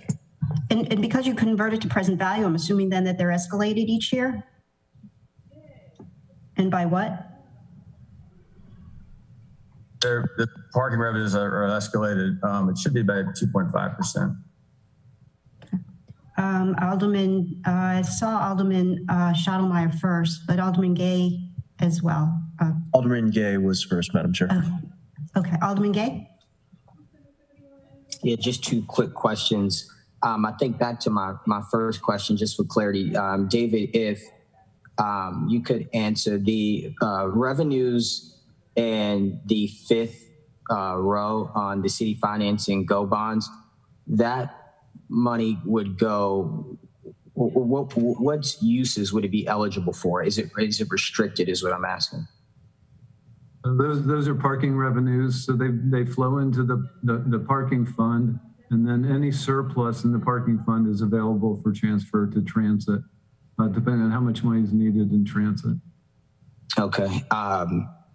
And my second question, and just for clarity for me again, what I'm seeing the difference here is that if we go with the P3 proposal, these numbers could be close to accurate, but if we go with the city financing go bond, if any risk were to occur, the numbers could be drastically different based off of maybe any stops. Is there risk, or are we assuming more risk with the city financing go bond as opposed to the P3? Jen, you want to answer that? Yeah. You are assuming more risk with the city financing, just given the large increase in your debt burden could have an impact on your credit ratings. The debt issued by AMRP is non-recourse to the city, so the city would not be on the hook to make any sort of variance in between these estimates and what actual revenues are. And that sort of gets us to, the benefits and risks here. Once that the city receives that upfront concession payment under the P3 scenario, there's no risk associated whatsoever, but parking revenues could, fluctuate from these projections. So given that it's not, the AMRP scenario is non-recourse to city, that's definitely a benefit, because if the city were to issue general obligation bonds, the city would have to use tax revenues to make up any shortfall. And, parking revenues are paid by visitors, but the tax revenues are obviously paid by residents. Alderman Schottlemeyer? Thank you, Madam Chair. So I got a couple questions. That $1.4 million less in total assets gained, I guess, if we go through P3, is that over the 30-year financing process, or is that like a 1-year upfront deal? That's just the difference in the PV calculation. So that's the difference between the highlighted, the 43 million under the scenario, city financing scenario, and the 42 million under the P3. So that's the difference on a present value of the cash flows to the city. I apologize, my internet skipped the beat, so I missed the answer of, is that over the 30-year time, or is Correct, that over the 30-year time. Yeah. Thank you. So the big concern for myself is we are getting significantly less revenue that is specifically dedicated to parking. I'm sorry, specifically dedicated to transit from the parking costs. So we would need to find some alternative sources for transportation funding. Would we have the flexibility in our budget if we go through P3 to actually pump the savings that we are spending would we have enough in our budget to put revenue from the general fund into transit to make up for this lack of funding from the parking itself? I think I would appreciate if Director Dickinson answered that question, perhaps, to maybe explain the relationship. Yes. Yeah. So in these two scenarios, they both show parking revenues. In one scenario, the numbers are smaller because they're using that to pay off the extra debt, the 25 million for the concession payment. The numbers look higher on the right. That means the revenues from the Hillman and the downtown parking area are shown there in total, because all of them would be coming to us. But we have to pay a lot more debt in the right-hand side scenario. We have to pay debt for Hillman, and in the scenario, we're using it to pay the city dock, borrowing as well. So when you see the net revenue available to the city, that's what you're looking at to compare to the net revenue available to the city on the left-hand comparison. And that's what they're showing you here when you look at those cash flow nets that we would have to use for things like transportation, and you measure the difference over time. There's only a net present value of 1.4 million difference between those net cash flows. So in both scenarios, we have revenue left to either operate the parking system or use it for transit. But there's a little bit of difference in the net cash flow. And when they're all coming to us, that's great. They're all coming to us, but we're paying for two huge debt service payments out of them. So you need to look at the net revenue available to the city. That's what we can use for transit or other purposes. So we would have less overall, we would be spending less money on other projects that we could potentially fill the gaps in with that if we have the will to. I'm not sure. I'm not sure your question. Can you repeat it? So basically, even though we have less direct funding that is lockboxed for transit, we would be able to take our regular budget where we are saving costs on and put that into transit if we have the will as a council to do so. We have more flexibility in the budget to fund transit if the council wants to, if we go with P3. Is that I think you have that same flexibility either way. I guess I'm still not getting what you're asking. I'm sorry. That's fine. I don't know if somebody else can help me here. And then Jody, it's Mike. I think that what this is showing is that the difference between the two scenarios is negligible, and you will have a similar amount of money to devote to transit projects, regardless of which scenario you select, whether the GO bond or the P3, but you have considerably less risk in terms of financing, I think is what Davenport is saying, because it's non-recourse if you do the P3, whereas you have full responsibility if you do the GO debt for both the garage and the resiliency project. And I have one more question, Madam Chair, if you'll indulge me, and if this isn't the time or place, you can also just end the question by saying wrong time and place, Alderman Chandler. have we considered taking advantage of some of our biggest parking assets and monetizing them, i.e. all the free street parking that we give? Have we considered charging for that to make up for in more areas of the city in order to make up for the lack of garage funds? I think that that's kind of conflating the financial framework we have in front of us. I think you're asking, if we implement Park Mobile as a revenue source, is that a possibility? I would say absolutely. I can defer to the city manager, but I don't know if that's pertinent to this. I agree, Alderman Turner. I think that's a separate discussion that we should have to see how we want to do that. We're starting to do that a little bit in Eastport, as Alderman Arnett knows.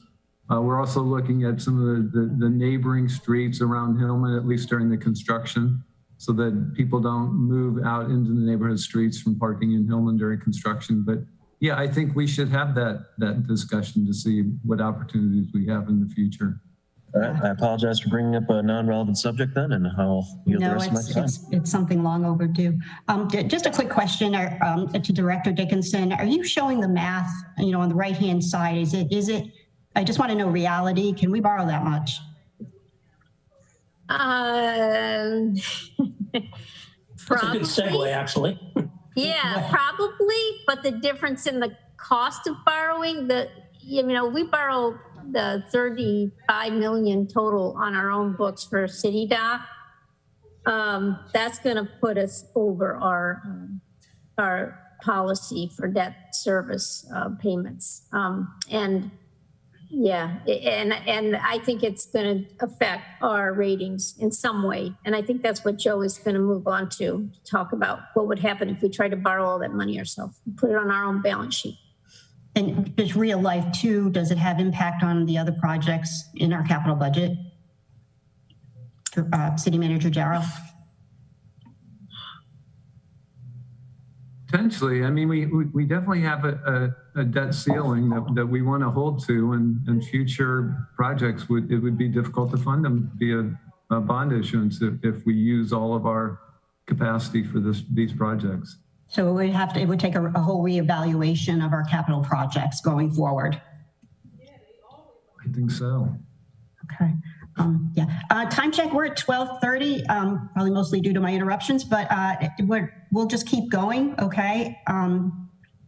Try not to make it no more than another hour. Go ahead, Alderman Gay. Yeah, on the last slide that we were on, to the Alderman's point from Ward 5, I kind of. I don't know if and that was to my first point with because right now P3 seems appealing just because of the lack of risk associated, but I'm still just trying to get a better understanding of, I think for me is what is everybody thinking in regards to concession and transit? If we get the concession, is there some set amount out of that the city has already decided? No? Okay, I see people shaking their head no. So that would all be decided on the fly as to how it would be used. So it could go into projects outside of transit, but we could specifically put a certain amount to transit. But that isn't made clear to me in the city financing, as I think my colleague from Ward 5 was saying. We would only have access funding if the fourth column in the second box, is that's solely dependent on parking revenue, is what I'm hearing?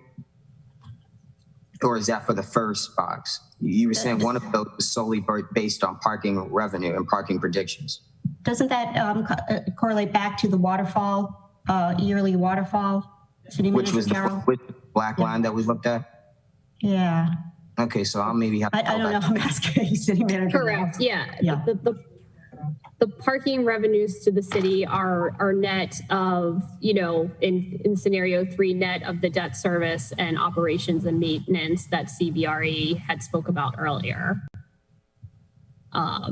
The parking revenues to the city here is net of O&M, and then we're subtracting the debt service from the GO bonds that would need to be issued to get the net revenues to the city. So you'll see that we calculated the net revenues to the city after what would need to be issued in debt service in the scenario 3 just for City Dock and in the city financing for Hillman and City Dock together.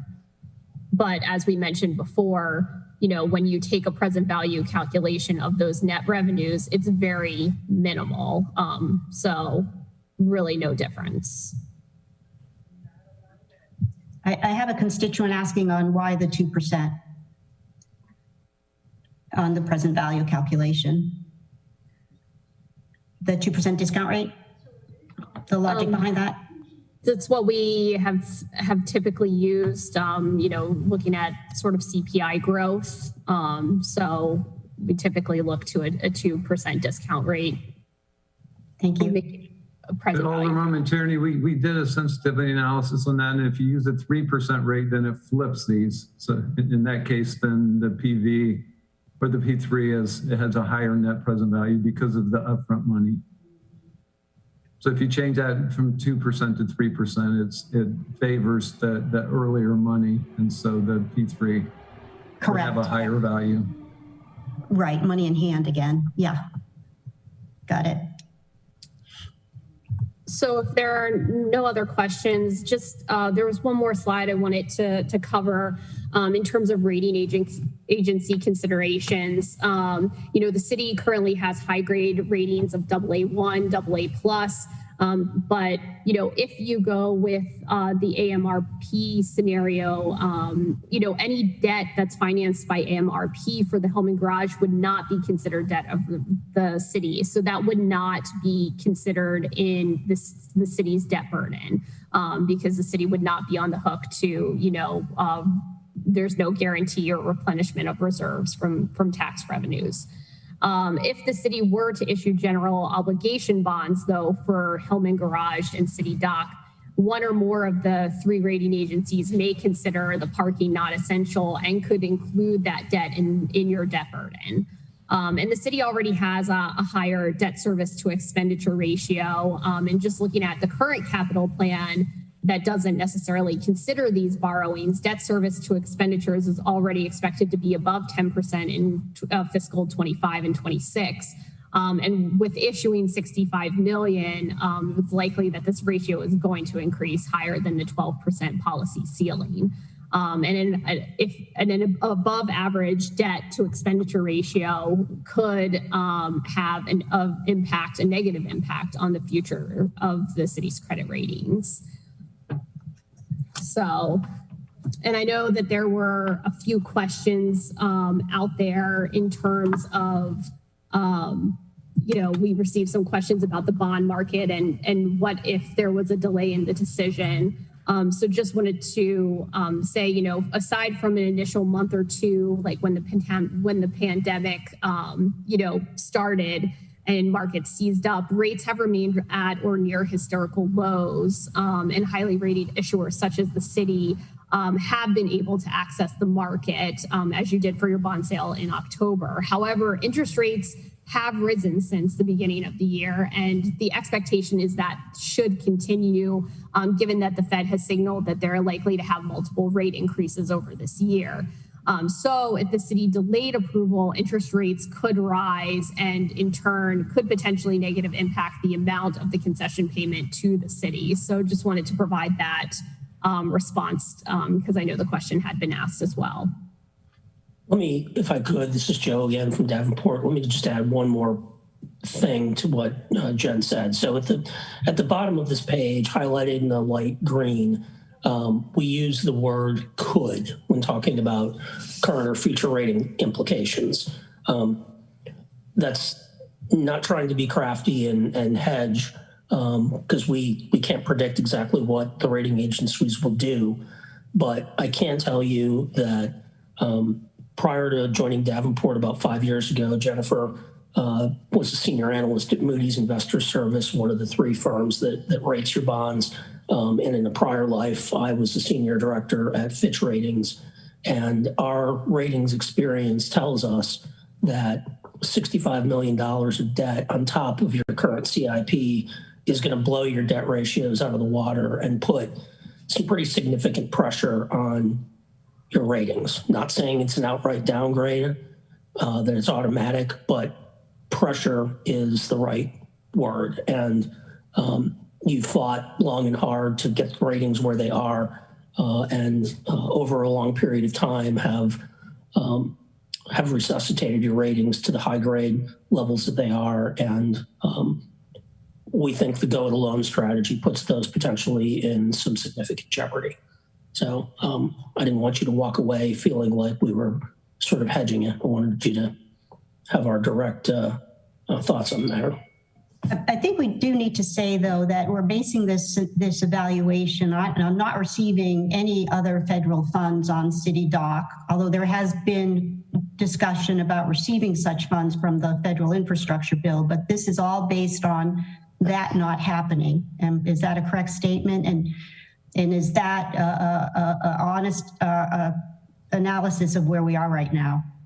I think that was the only way that we could get an apples to apples comparison, because whatever we get from the federal government or from the state government will be applied, but it will be applied for either scenario, right? So, I mean, if we are able to get enough where we don't need to use the full concession payment for City Act, that would be wonderful. But that's all conjecture right now. So in order to have sort of an apples to apples comparison, we just assumed that there was no money coming in. Our expectation is that there will be some, and that's certainly our hope that there will be some, but right now that's an unknown number. Okay. Allow me this question, Alderwoman Finlayson, before I get to you. Does the federal government or the state government, do they look more favorably if the city has contributed, for lack of a better word, this feed money, if you will, if they have applied their own money to this, or is it looked at more favorably? So there are some grants that will require a match or at least some contribution. For example, we're trying to get an EBA, an economic benefit grant right now, and there has to be a city contribution to that. So, the concession payment would allow us to make a contribution towards us. So that definitely is going to help under the P3. So we would have that. Yeah, we would have to finance whatever that difference is under the city financing. Yeah, so we would have that bucket of money to match grants if needed. Alderwoman Finlayson? Alderwoman Finlayson. Thank you. Yes, thank you. Several questions, but I'll take the last first. We have raised, I believe, something close to $5 million for City Dock thus far in grants. I think none of that requires a match. If we continue to pursue federal state grants, would P3 funding count towards, would it be eligible as part of the match? That's my first question. Yes, the concession payment that we're going to receive, we could use part of that to make the match. So yes. Okay. But very quickly, the money, the funding that Alderwoman Finlayson is talking about, isn't some of that going to the Compromise Street project? It's all going to the Compromise Street project. Okay. So, yes. Thank you. My other questions are about our rating, our bond rating. Do we have the ability to increase our debt ceiling? I think we set the current debt ceiling at 12%. Could we, if we needed to, increase that to allow for additional borrowing? You could. It's not a legal. It's not a legal limit in Maryland or any place else, for that matter. That's just a policy. You could, but again, the higher your overall fixed costs get, and by fixed costs, I specifically mean the combination of your tax-supported debt service, your payments into your retirement pension system, and your payments into your other post-employment benefits trust. when you take those three together, if you increase the debt service component of that total fixed cost, you're getting into territory where the rating agencies are going to tell you that your overall fixed cost burden is too high, and it's crowding out your budgetary flexibility to deliver the remainder of city services. So it can be changed, but certainly not without risk. Okay, so they do count the post-employment benefits as one of the factors in, okay.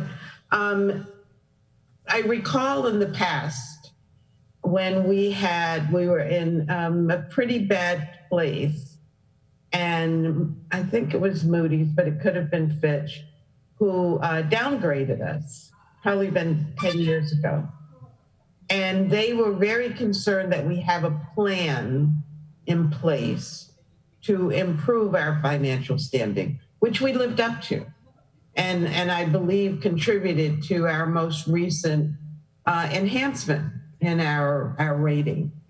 Would not the proposal that we have before us to redo our garage, considering the fact that our garage is an integral part of our tourist business, and the improvements, enhancements to City Dock, which would address the sustainability of our downtown area.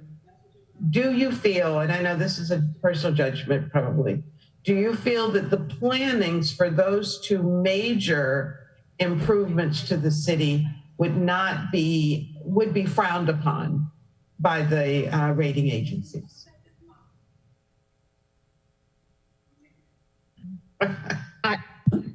This is Jennifer. I don't think that, those projects would be frowned upon. I think, as Joe and I stated, I think, if you were to take it on in terms of issuing GO bonds for both projects, that could make the city an outlier. And as Joe mentioned, it could very possibly have a negative impact on the ratings that you've worked so hard to achieve. Okay. I do have another question about parking. And Madam Chair, I don't know whether this is appropriate at this time. It's the expansion of what's being called the surface lot to be included in the proposal for the P3.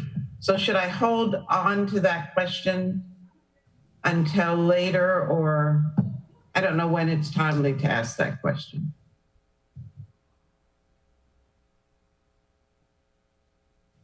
Should I just ask the question? Yeah, go ahead. We were, well, we do have, actually, if we're going to discuss that, Alderwoman Finlayson, we did receive from the city manager a page that showed the boundary last night, if I'm not mistaken.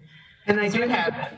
Yeah, is there any way we can screen save that? Because I think that is something that we need to see and understand.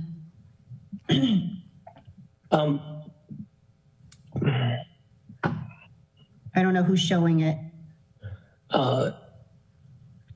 Madam Chairman, Chairwoman, can we finish or just do a time check? Is there anything else that we at Davenport can answer for you? We have a 1 o'clock appointment. Yeah, I know, we're losing people. I have hands raised, so why don't I go to those hands?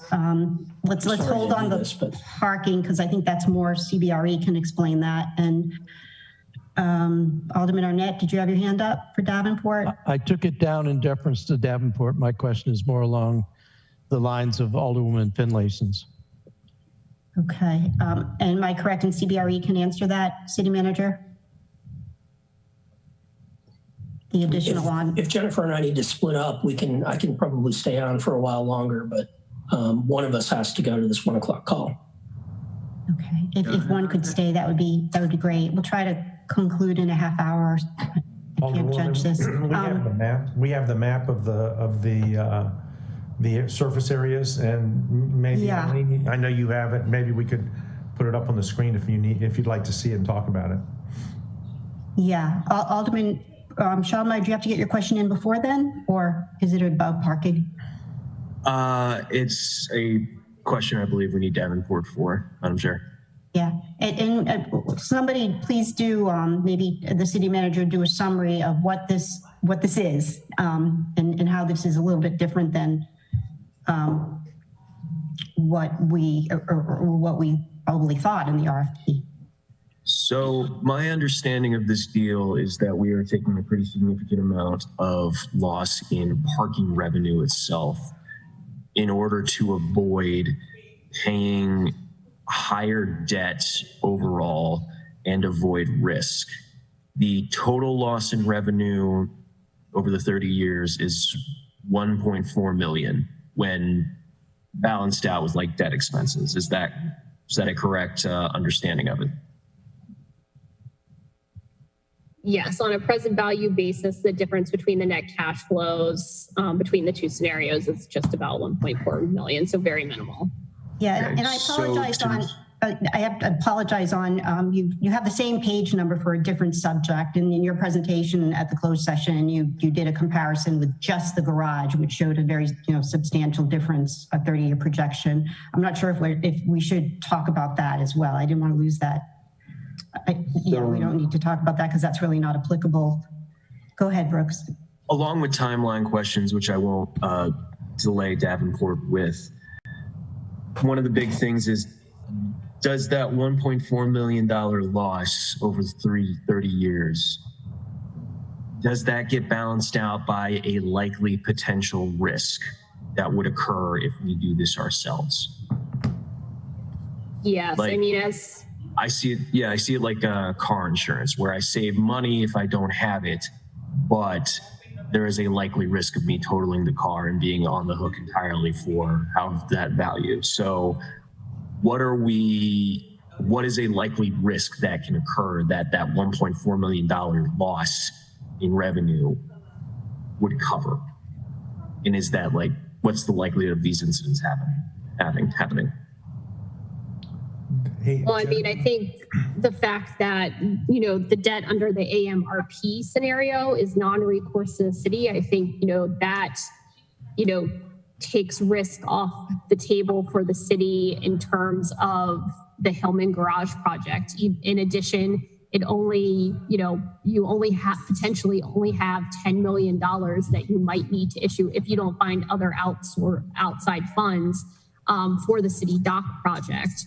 Whereas, the 1.4 million, difference when you look at the city financing option, you potentially have rating impacts that could have, an effect on your other capital projects. And your residents are potentially on the hook if those parking revenues don't come to fruition, because as we mentioned, those parking revenues are just projected.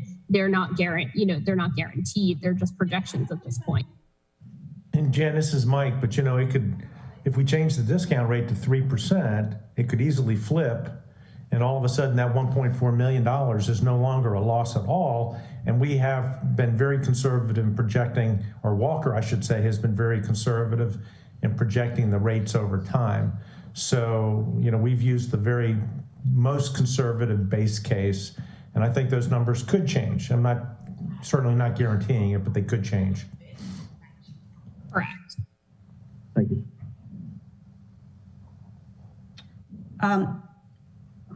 Okay, I have to do this before Davenport leaves. We've actually gotten a reprieve. We're good until about 1:30. Okay. All right, I can't do it because it doesn't look like you have the page anymore about Hillman alone, which I wanted to bring up because of the optics of that one page, begging the question, why would we give up the highest revenue driver we have in the city? So I guess I don't need to ask that question. Is it in the appendix, Jim? It does in the appendix, but I mean, the simple answer to that is we're leveraging those revenues to improve City Dock. And we can't. I mean, it's really that simple, that we're using this asset to help to pay for the work that has to be done at City Dock. Yeah, and I would add that you cannot look at it independently like that, because you're definitely discounting City Dock in its entirety. And perhaps that's why you don't have that sheet. But that question's asked a lot by the public. You know, why are we giving up Hillman? They see it as our main revenue driver, and the simple answer, as you said, is what you said. Alderman Gay? Just one last question, as it seems like we're about to start rounding down here. And I'm not sure if Alderman Arnett and Alderwoman Finlayson had a chance to answer their parking question, or did I just miss it? Oh, no, we got to go back to that. Okay, so let them ask theirs first, because mine's is kind of. Yeah, we were waiting for that sheet to show up, whoever has it. This was something that was sent to us last night. This is the off-street parking in addition to Hillman. Are you looking for the map? Yeah, the map. Thank you. I'll see if I. Yeah, because I guess it ties into that. Maybe while we're waiting for them, we can just get this. I'm looking for equity in some of the projects that are extensions of this larger project. And you're talking a lot about the surface lot parking, et cetera. And to the Alderwoman from Ward 4's point in the beginning, it would be interesting to see if we could use, and obviously this has to be voted on by the council, but concession money for long-term plans as it relates to transit for low-income communities. I think what this project has exposed is that there are a multitude of services that can be offered for transit. In particular, some of the direct transit opportunities that you all have discussed. And so that's kind of been my question all along. And I hate to bring the equity into everything, but look, it's the facts of life nowadays. And so how is that planned moving forward? I guess that was something to maybe ask later, but in the sake of time while we're looking for this map, that was my question.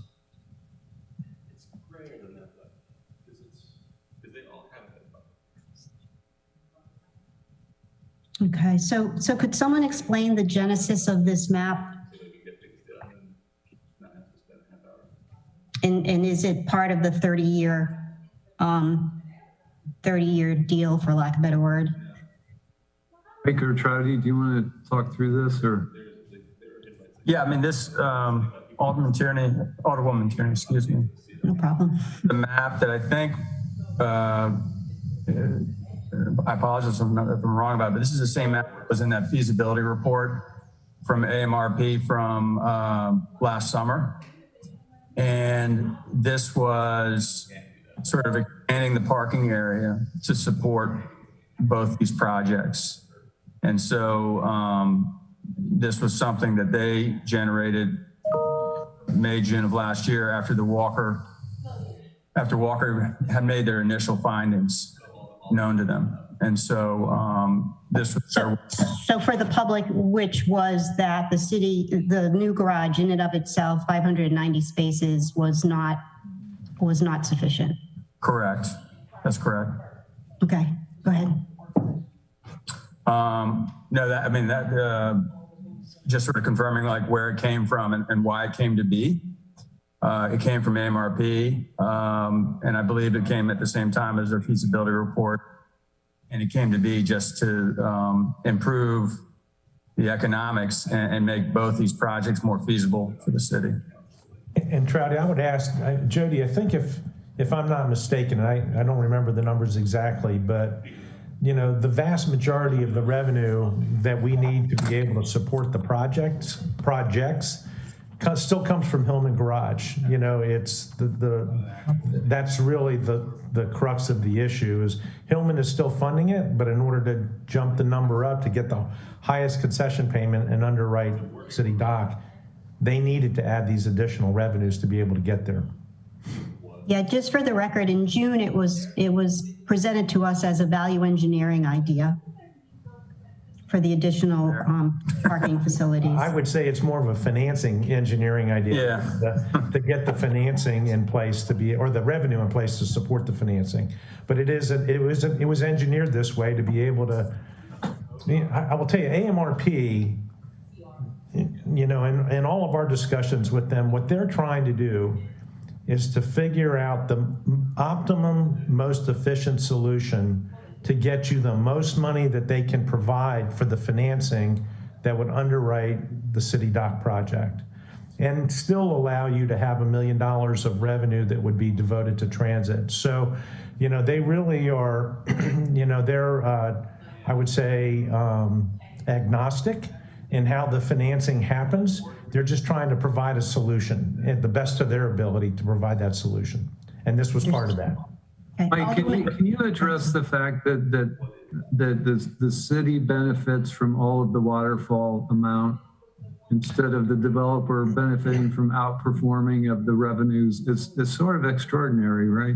It is. You know, they're getting a return on the equity that they put into the project. It's a very reasonable return from a real estate perspective.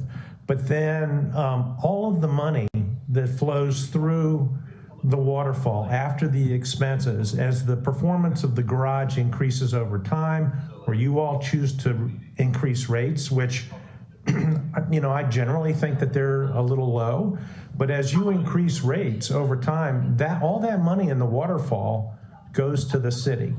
It doesn't go to the developer. It goes to the city after operations. So you're in control of that, and you have the ability over time to raise rates if you choose to, and to fund additional transit if you want to by that waterfall. You could. And that is very unusual. Normally, I don't see that. You know, I would see a developer taking portions of those fees off the table for the risk that they might be assuming. And in this case, they're not doing that. Alderwoman Finlayson, since you asked to discuss this, go right ahead. Oh, you're on mute.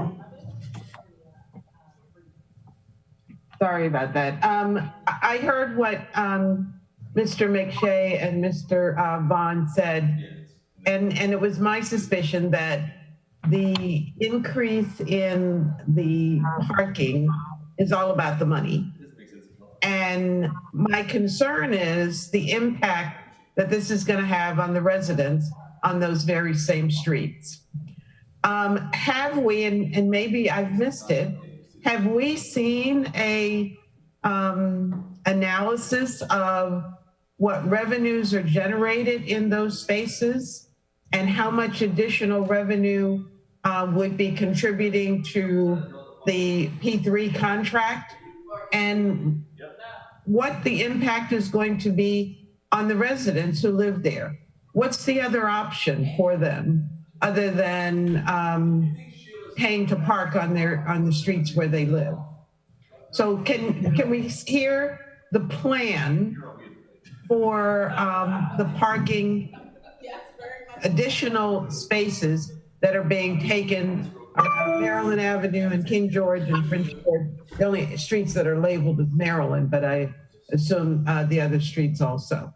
Yeah, and to expand on that, in June, we heard that this could add 334 parking spaces to the 590 spaces that will be created at Hillman for a total of 924 parking spaces, which you anticipated a $4.1 million revenue. Is that still true, or was it recalculated? Ellie, if I could, just to start, in response to Alderwoman Finlayson's question, this concept came from working with the residential community. The concept came from the fact that the residents very much wanted protection, particularly during the time that Hillman Garage was not up.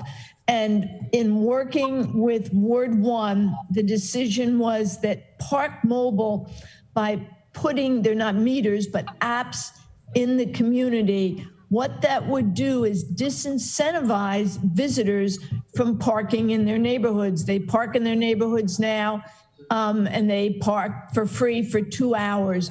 So the whole concept started with the idea of protecting the residents who will park for free, disincentivizing visitors to park there, and then increasing enforcement for the residential neighborhoods. So that was where, as you know, where the idea came from. And then I will turn it to either David or Jody to address. Yeah, I think with due respect, I think we're conflating issues. I think what you're referring to is the implementation of Park Mobile to deter parking. This is more adding spaces for the financing.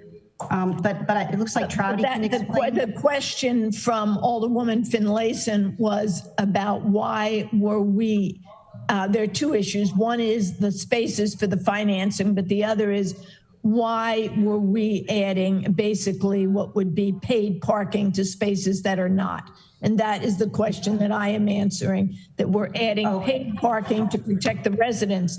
Then the second question can go to Trouty if he would like to discuss. May I ask the question I was trying to get to is how it's impacting the residents. I'm having a hard time believing that the residents are saying, make me pay to park on my street. So what accommodations, if we are taking this 100 spaces off of our public streets to give to our P3 partners, what impact is that having on the residents who live on those streets? And if Park Mobile is the answer, then they're accepting Park Mobile. But I'm not hearing that. That's a terrific question, Alderwoman Finlayson. The issue is right now, customers, visitors park on their streets. They want to make sure that there will be a disincentive. The residents, will park for free. They do not have to use Park Mobile. They have free parking. But not only will they continue to park for free, others who, from their perspectives, intrude into their community will have to, first of all, pay. Secondly, there will be increased enforcement. So from the resident standpoint, this is a greater protection for them.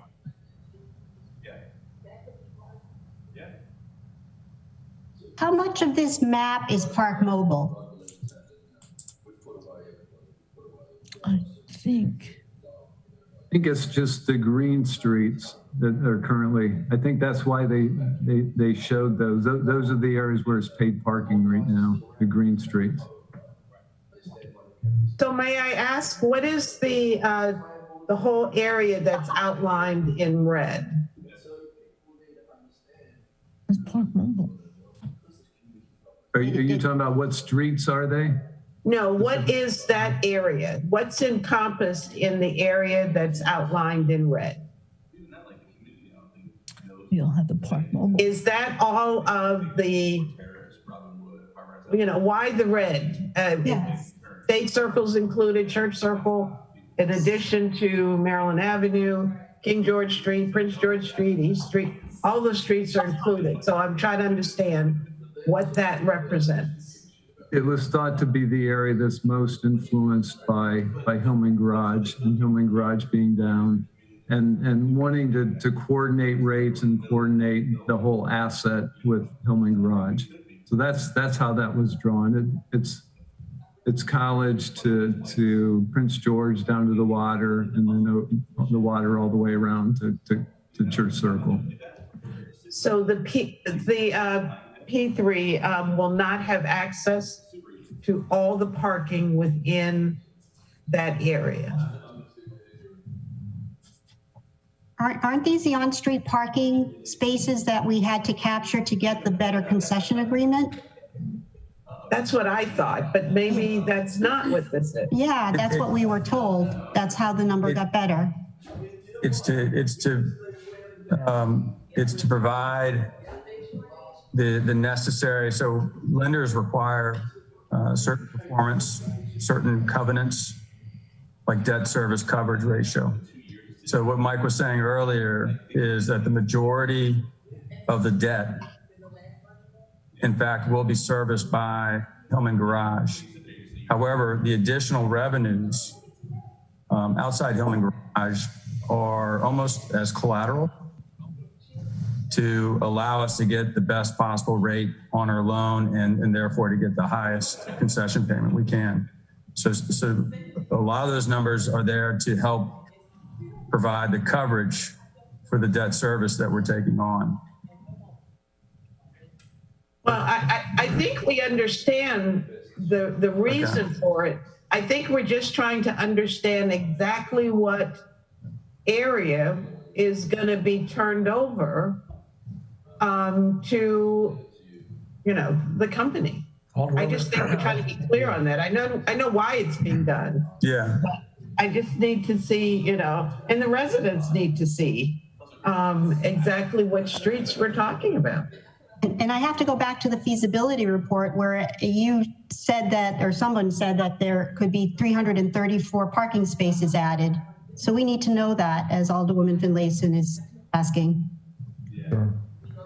So it's my understanding, and Trouty and Eileen, correct me if I'm wrong, but the parking lots that are reflected here and the streets that are outlined in green are being captured for the debt service coverage and operations, okay? And there's a couple of ways that it'll be captured electronically through the apps. And as I understand it, Eileen, the residents, as you just mentioned, that are there will have free parking, but people that are coming into the city will have to pay through the app. And then what I was saying earlier is that should there be a surplus cash flow as a result of this, it will flow to the city in the waterfall payment. And so I think that you all will benefit from those cash flows as the revenues are captured over time. And I think some of the revenue, and I'm looking to David on this one, I believe some of the revenue will be new revenue because it's revenue that'll be generated by the app, by Park Mobile, that is not there today. So this is the physical area. That's correct. So the number of spots that report was referring to were the current paid spots, either in the surface parking lots, most of them are in the surface parking lots, or along these green streets. At the time that they put this together, there was no thought that the Park Mobile was going to be added because it was just going to be the existing paid parking. There was not going to be any additional parking. That was all added later when we were working with the Ward 1 Residents Association. They were concerned about parking during the construction in the neighborhoods. So that's when these, and that's mostly on the below the A on here. It's most of that area, which is not paid parking right now. So there was no revenue anticipated from that area. But we're considering doing the Park Mobile as discussed. So we have to be clear on this. You're implementing Park Mobile, which looks like in an expanded area than what the Ward 1 Residents Association were told, and that implementation will have to be for 30 years. We'll only do it for the area that the Residents Association won. That has not been set aside yet, and there's no revenue that's been accounted for in any of these calculations because this isn't in place now. So from a financial perspective, you can't count speculative revenue in any of these calculations. So whatever is gained by that, by adding Park Mobile to any of these areas will be above and beyond the numbers that we've talked about today. But we were told, sorry, I know we're all getting hungry, but we were told from the first meeting to the second meeting that the reason why the concession payment increased was that we were capturing this revenue. That's how the concession payment Mike, got do you know better. if any of that has been included, any of the mobile revenues? Well, it is being captured, and to help with the financing is what is happening today. And I'm not sure I understand exactly the question that you're asking, Alderwoman, but the surface lots were expanded beyond Hillman to provide for a better financing situation. That's what I'm asking. That's just, that we're beating around the bush here. The Hillman wasn't enough. We had to capture additional on-street parking to make the deal better, more feasible. That's correct. Okay, of which some of it is park mobile in the residential areas, some of it, the rest is existing on-street parking, which we are going to monetize to make this deal better. Is that a fair summary? Yes, Ellie, the one thing that, to go back to what David said, is that is all true, but what David said is correct, that the projection for the additional residential park mobile should not be in these numbers, to the best of my knowledge, just because those projections haven't been made. So David's point to you is that there will be additional revenue above and beyond what has been reflected. Yeah, because this map is strictly saying lots. Right. There's also an operational element to this, just so we know. So the area surrounding Hillman needs to be managed and maintained and enforced in the same manner throughout. And so this is just to ensure that they're not competing forces. Like, you've got Premier Parking that will manage this area, and you don't want a different set of policies, a different set of enforcement, what have you, from a competing operator, I think, like SP Plus. So this red area, yes, there's a financial component to it. It pretty much is all financial, but in terms of the revenues that it generates, but it's also from an operational standpoint to provide consistency throughout the area surrounding Hillman Garage. So I have to ask the city manager, are we comfortable with this? Because, future construction, I mean, we are on the assumption then that these lots are going to remain stable for 30 years where they are. Yeah, I mean, again, this is a revenue issue, right? So whatever the revenue, So we need to keep track of the revenue from this whole deal. And if that means that we need to preserve some of these or figure out other ways to make up that revenue, that's what's going to be key. It's all about the revenue to support the debt service on this. So I think there's just exposure here, though. There's a risk here. And I'm sorry, Alderwoman Finlayson, for hijacking this, but I'll get back to you really quickly. I think there's exposure here because if we don't get these spaces, then we're short. And who's responsible for that? You sign an agreement based on capturing X amount of spaces. I know the calculation had to be made, and we don't get them 5 years from now because we decided to do something else with market space. Then what do we do? We need to try to keep the revenue in place, but remember, in the end, what's in jeopardy for us is that $1 million of waterfall that we talked about using for transit. If the other revenue doesn't come through, then it's on the developer to make up. Remember the blue area that we looked at? All that being said, we want to keep this thing profitable. We want to keep making the debt service payments. We want to keep getting $1 million plus for transit. So we're going to support this as much as we can, as much as we possibly can. For 30 years. I won't be around for that. I don't know about you guys. Alderwoman Finlayson, I apologize. Go right ahead. No problem. Still trying to get my head around this map and now the green streets. So we are giving up South Street lot. We're giving up the Basil lot, which I never knew had a name. I guess the Donner lot is not in play here. Ms. Dickinson, if I might ask, you can tell us, I believe, what the revenues are from all of those surface lots. Can you not? I mean, isn't that in our annual budget? So in the budget, all the surface parking outside the garages is in one account. The amount of revenue that they expect to be generated from this area is in the calculations, the detailed calculations that Amrp did. I don't have that at my fingertips right now, so I'd have to look for it. I thought I remembered the city manager saying about 1.7 million generated in the outside parking area, and I can't remember what, 2 million from Hillman. A little bit. That's correct, Jody. The parking lots and street meters east of Church Circle actually is about 1.62 million. Mm-hmm. Yeah, and the Hillman was 2 million or a little bit over 2 million, but I don't have all that in front of me right now to tell you which of this street parking relates to this specific area. In my general ledger, it's all in one account.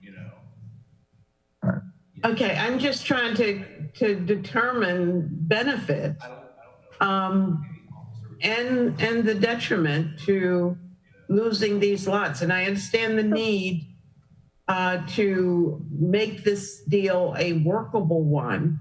I'm just looking at the long-term repercussions for doing so, short-term and long-term. Well, I mean, I think we've talked about all of the reasons why this was formulated this way. One was to make the borrowing easier for both projects and generate enough proceeds to cover both projects in a strong concession payment. And the fact that if we continue to manage these parking areas in a different way with a different pricing structure, the lots on the street would be the parking spots in the lots and on the street would be competing price-wise with the garage. So they'll price the garage and then we wouldn't be setting rates consistently. So those outside parking rates, those outside spaces along the street might be cheaper. So then we'd be encouraging people to park on the streets instead of in the garage, which then affects us in another way. So that was one of the concepts behind encircling an area to make sure we're managing this parking consistently with consistent policies and pricing. So we're not competing against ourselves. So those were the two main reasons for encircling this area and funneling the revenue from these areas through the P3. So the map, and I guess I'm disappointed in so many fronts, but so this map really does not depict the entire area that's the focus right now. Only the streets that are in green, I guess. Those are where we currently have meters, I believe, right? Correct. There's going to be additional paid parking added in the other streets through the Park Mobile.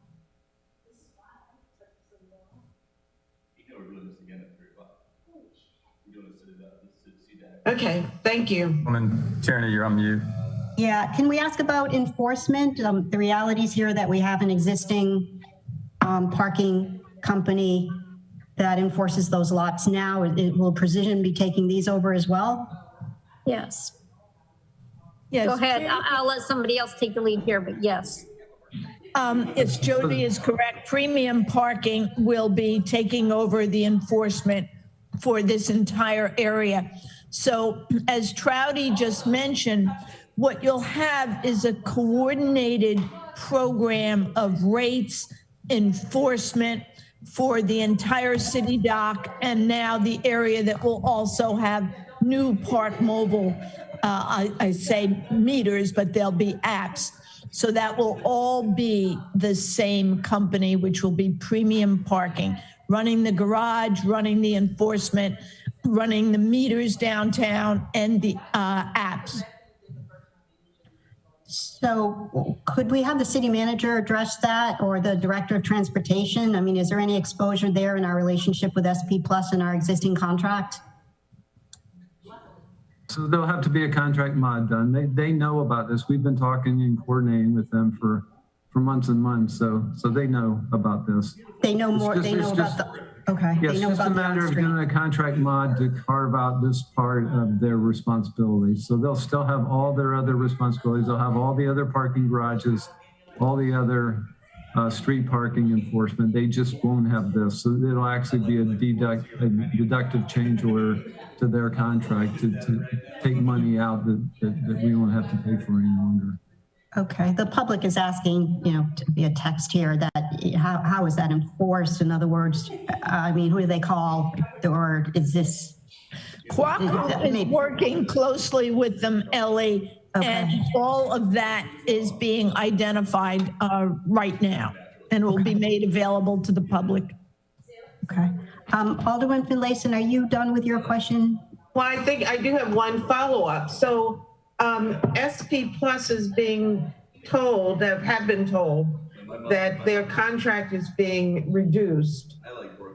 Is there some sort of I don't want to say punitive impact, but do we not have to pay out their contract? Or are they just agreeing to lose a large portion of what they have managed for us? And it bumps right up to, I don't know how anyone's going to know the difference between what SP Plus is supposed to be controlling and what the P3 is controlling, because there's no appreciable, distance between them. I mean, Gott's Garage is still going to be managed by them. West Street, not so much. So honestly, that would be the best possible outcome if nobody even knows that there's a difference, right? We would rather that this be transparent. So premium parking and SP Plus are going to have to work together. There should be a single number to call, and then the information would be passed to the other, and this should all be transparent to them. That's what our goal is. At any time, you can always do deductive change orders to contracts. It's not punitive in any way. It's just a reduction of their scope of services. They still are going to have the contract for the rest of the city. It's just this one small area that's being carved out that's going to be managed by premium parking. But one way, so in this parking area, residents will have permits, okay? The 2-hour free parking is what's changing for everybody else without those permits. And so the idea would be that if you're paying for parking on these streets, you might just as well be incentivized to go to the parking assets, thus eliminating people, trolling around looking for street parking rather than going to the garage. Let me ask it this way. Is this a 30-year commitment for Park Mobile to be implemented in the residential areas? Because that's not what the residents understood. That's certainly what we presented to them, at least at the last WAR meeting, was that these were going to stay in place after the construction. Okay. Well, may I follow up? We have no choice. Isn't this part of the 30-year agreement? It's not an option to not keep it in place, is it?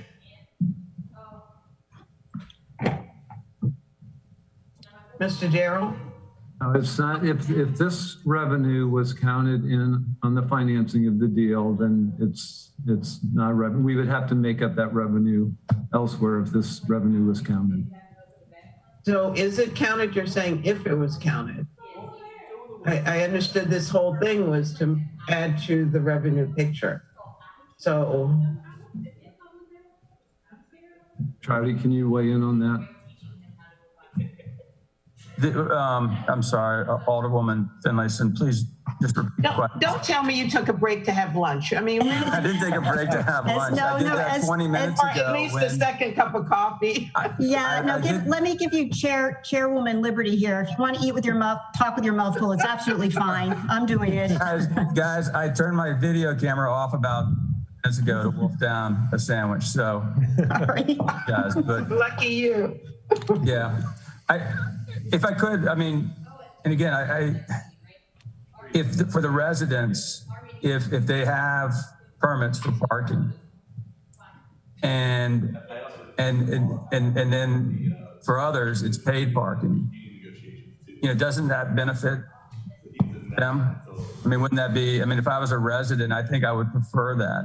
And I'm not trying to speak for others, but I'm just saying, like, when I thought of this, I didn't come up with the parking plan here, but having this broader area creates a more consistent management and enforcement policy.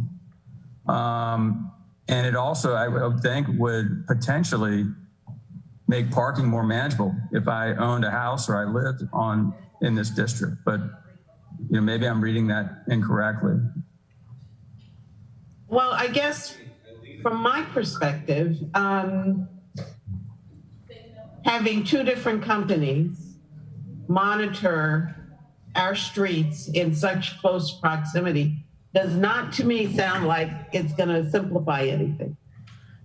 Giving the residents their parking absolutely is a benefit to them, right.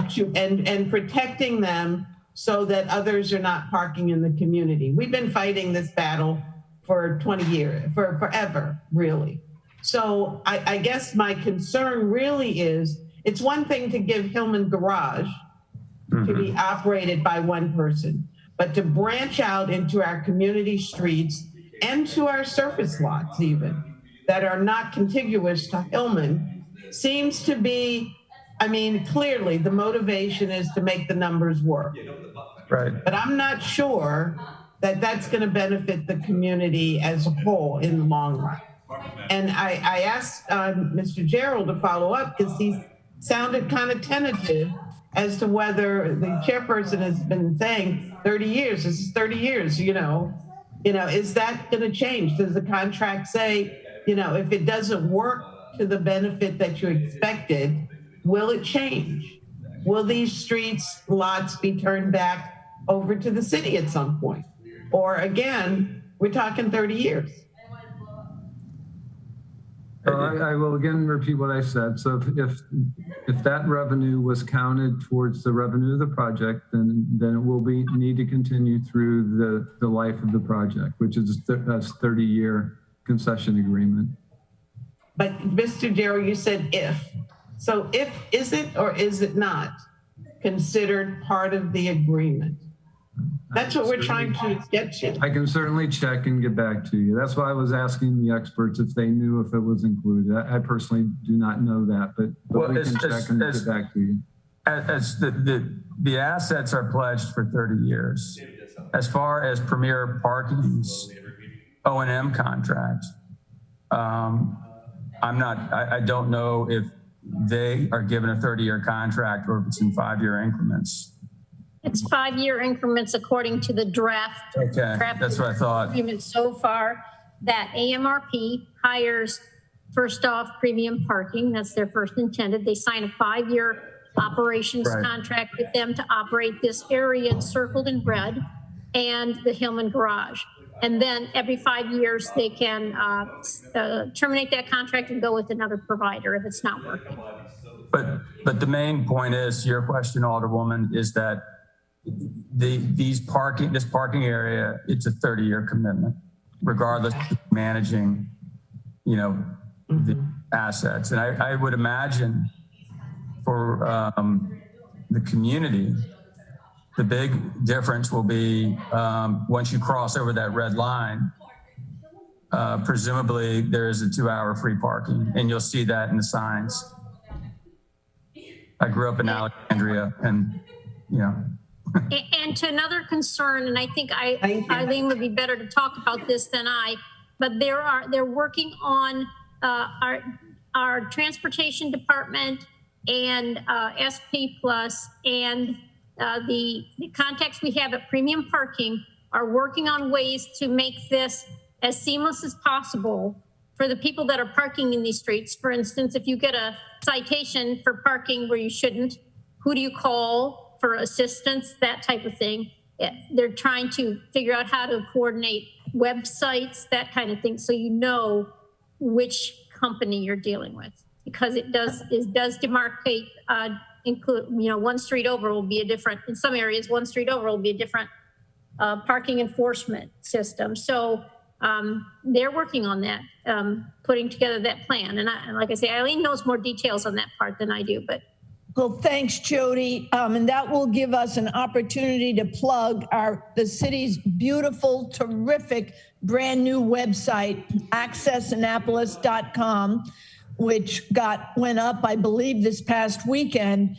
And that will have locations for people, visitors, customers to park, but there will also, when all this goes into play, all of the enforcement information and any other information people will need will be in one location, and they will be able to access it through the website. I just want to say that, you know, we're asking these questions, we're drilling down to these questions because Monday night, if we vote to proceed, we don't want the scenario where you turn to the parking partners, quote unquote, Precision and SP Plus, and you find out that it's a logistical nightmare. And that's what we're not getting clear, definite answers on. Is this something that SP Plus has signed off on? How is it going to be coordinated? It's just messy, that's all. I think that's what Alderwoman Finlayson was trying to say as well. Ellie, I can tell you there's been a tremendous amount of coordination. Kwaku has been involved in all of it. And if you'd like additional information, we'd be glad to provide that to any of the council. Okay. Is Kwaku on the call? Can he speak to it? I don't know if he's still on the call. He was on the call earlier. I don't. Takia, can you help me out, Takia? Yes, he's here. Yeah, acting director, could you give us a status of our dialogue with SP Plus on this? He's on mute. I apologize. I should have asked the city manager to do that. Right. He's on, I can see he's on, but he's on mute. So let me just try to ring him up.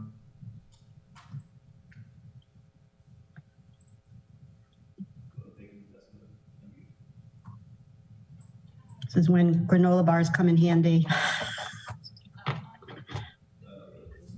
I had a colleague get my lunch for me.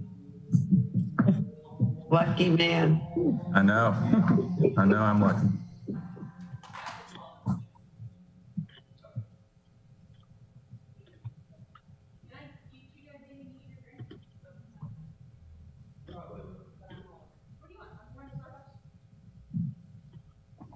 You know, we're asking this because we've sort of built a relationship with SP Plus. At least I know I have over the last several years, and I know it's always been their initiative to implement Park Mobile. They've been chomping at the bit to do that. So we just want to make sure that everybody is in the sandbox together here. I called over to his office to let him know that you guys are waiting for him to jump on. Why don't we go, for time, Alderman Arnett has had his hand up, and we'll go back. Takia, just let me know when he's on the call. Alderman Arnett. Thank you very much. Thank you. First of all, I want to thank all of our outside experts. Every time I hear the presentation, I come to a more fulsome and comforting understanding of what is going on, and in particular, how we are really benefiting by sharing this risk with the consortium. So I thank you for being patient with us. I still have a few more questions, but nothing that is earth-shattering. I do want to ask, outside of parking, when and if we will see the agreement that we are in principle supporting with the resolution. And in particular, there's something, we've talked about the financing and the risk sharing, we haven't talked about something that concerns me, which is the lowering of the level of city dock going from 8 feet down to 6.5 feet. And I never really understood why we're doing that, but it does feel to me like it says that we will have to be in this business of redoing city dock 1.5 feet sooner. So I hope we are not going to lose sight of that, and we'll have an opportunity to understand that with the seeing of the agreement. Ross, if you'd like me to, and you're welcome to join the presentation for the City Dock Action Committee, which starts at 3 o'clock this afternoon. The basic reason was that the lower part is going to be the more solid part. They did not want to block views. So what we will be doing, or what the design team is doing, is above that creating an opportunity for flip ups, if you will. And flip up is not the engineering term, that's my term. So you'll have the height, but some of it will be transparent.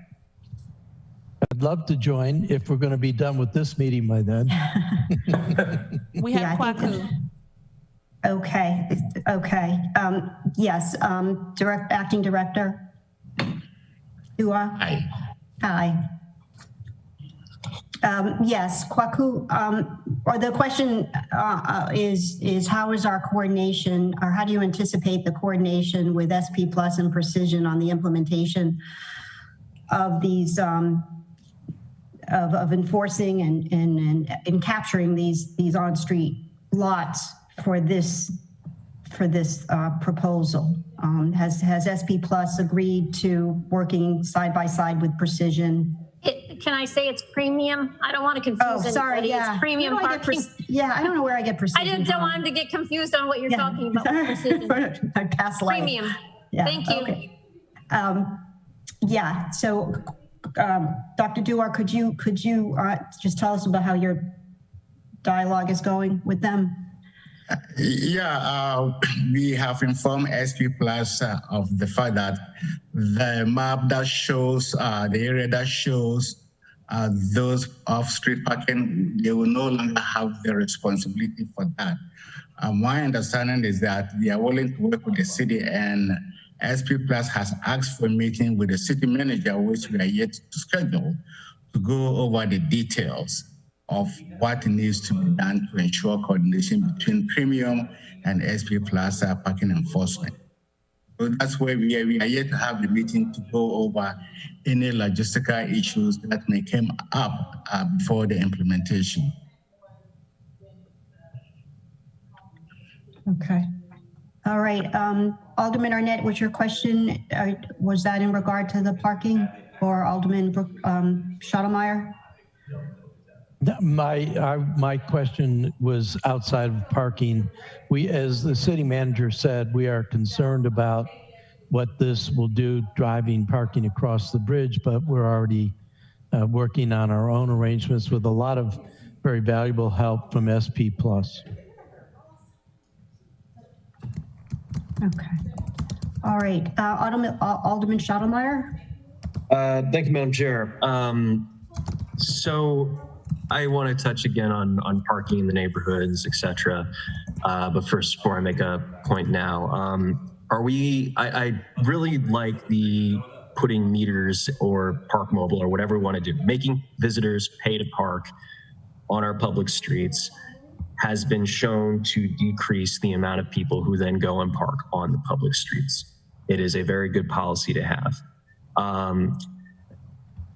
Did I misunderstand, though, that we are now going to move to a free residential permit model away from the current permit model where we charge per residential permit and then increase the amount per car? The residential model stays exactly the same. When I use the term Alderman free, what I was referring to is that the residents will have to get their residential parking sticker, but they will not have to pay Park Mobile. Okay. Here is what I do really need to stress when it comes to parking issues, et cetera. if we give parking away, street parking away at low cost to free, we will always have parking difficulties. And I think we need to stop telling residents that we can bridge that gap. We either need to accept that living in a desirable area with free or low cost parking will be inconvenient, or you need to pay more to park and it will be convenient. We can't make all three of these things true. We can only pick two. So just want to throw that out there. More than one thing can be true. Yeah, but you cannot park in a desirable area for a low price and have it be convenient. It's just impossible. More people will come to that area. We need to accept that it either has to be expensive and convenient, or low cost and inconvenient, if we're keeping the desirable area bubble.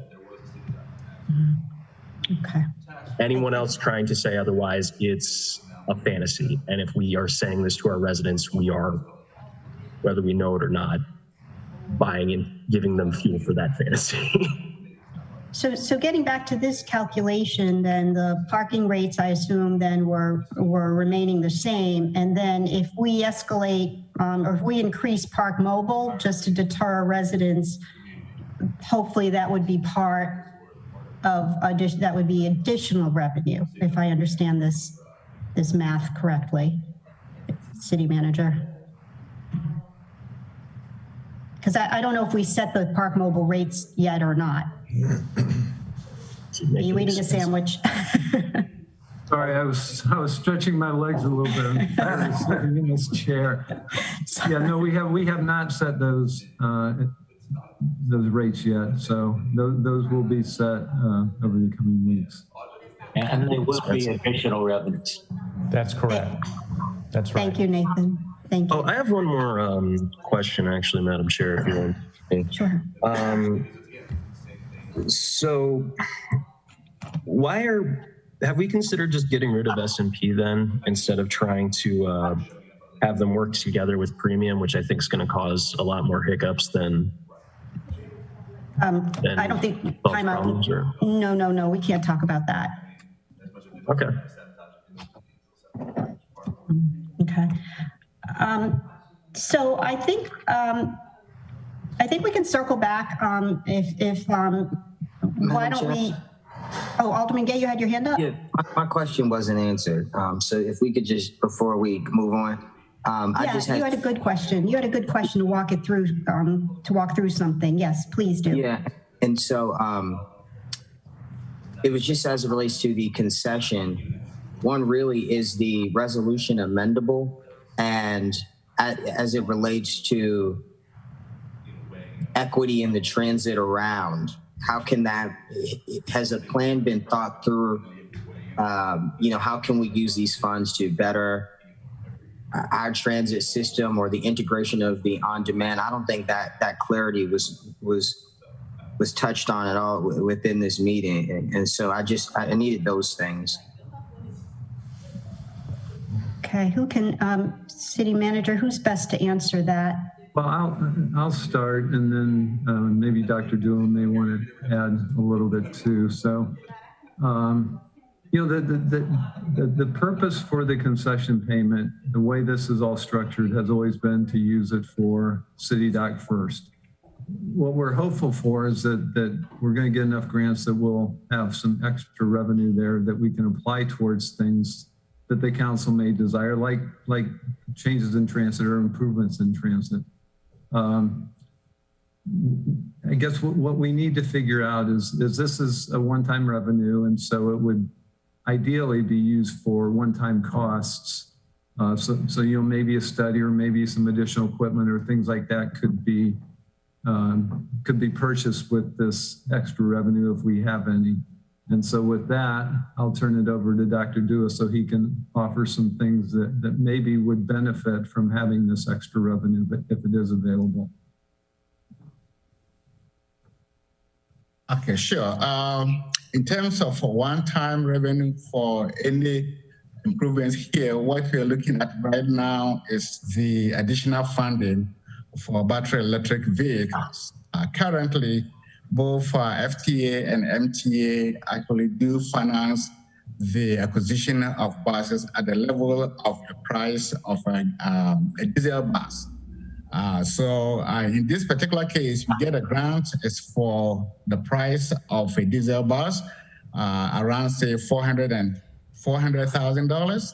But if you want to procure, say, electric bus, it means that the city has to come out with an additional $200,000 to actually make that purchase happen. So that is one area that we can use to basically start the transition to zero emission vehicles. But to the city manager's point, that would be maybe last priority. It would be first. Any payment would go to the city dock. Then payment would go to the parking fund, I believe, and then any other projects. Is that correct? Or is it so city dock, then transit, and then whatever's left over would be able to be used for any other project? So that's the way it works for the ongoing revenue, the yearly $1 million payment. It flows that way. For the concession payment, it would be for the city council to determine what the best use of that is. So it could be to handle capital projects, it could be to put towards transit, it could be for any number of things. But it is a one-time revenue, so we would have to treat it that way. Again, just the concession agreement or the concession payment. As I mentioned in the beginning, is the resolution amendable? And could an amendment be added to set at ease some minds as it relates to transit? And just making sure that our other communities are taken care of. Could the resolution be amended to set aside a fixed amount from the concession payment? That's up to the council to decide. Council would have to pass an amendment to do that. Well, that goes back to my initial question. Is this resolution an action item? In other words, to proceed, or is it actually a piece of legislation that can be amended? I think resolutions can be amended.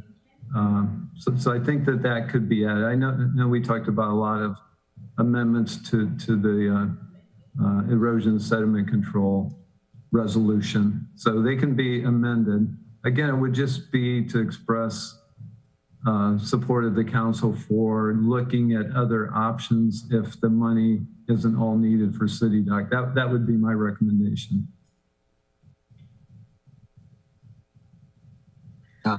Yeah, that's very vague. I'm talking more direct, but additionally, what is mentioned in previous meetings, the two ferry systems that are being brought in, the on-demand services would only be for this area that we're looking at in particular. So would I be able to use this on-demand system that you all are bringing in to pick me up from my workplace or whatever and drop me off at home? Or is it solely for the purpose of bringing individuals to the downtown area or the West Street corridor?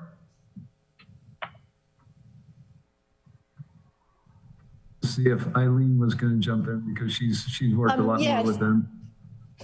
It's a combination. There is an area, a specific area, Alderman, that includes a good portion of the city. I don't have that map in front of me. So they will have fixed routes in that area, but they will also have on-demand in that area. So what we need to get for you is a map of that area. And within that area, if you wanted to go from one location to another, you can do that. It doesn't have to be just to downtown. Okay, yeah, that would be extremely beneficial, and particularly because I'm assuming that Ward 6 would be cut out of that area, just by me looking at this map and then assuming that it would probably go over the bridge to the Ward 8 area and loop around into their 4th Street retail and et cetera. I would like to see it at least touch President Street. I mean, I'm almost positive it does, but let me get that map and send it for you. It's fairly sizable, but I don't want to commit to something that I'm not completely sure of, but it's pretty sizable, but I will get the map for you before Monday. I appreciate that so much. Thank you. Okay, are there any other hands raised? What I'd like to do is conclude on this as an ID item on our agenda. We don't vote on an ID number, but that was, it was on our agenda as discussion. I believe unless there's any other comments that we've concluded the presentation and the discussion. Am I correct, City Manager? If I could just run through the schedule, because that's what we were going to do last, is just briefly touch on the schedule. So as you all know, and this is more for the public.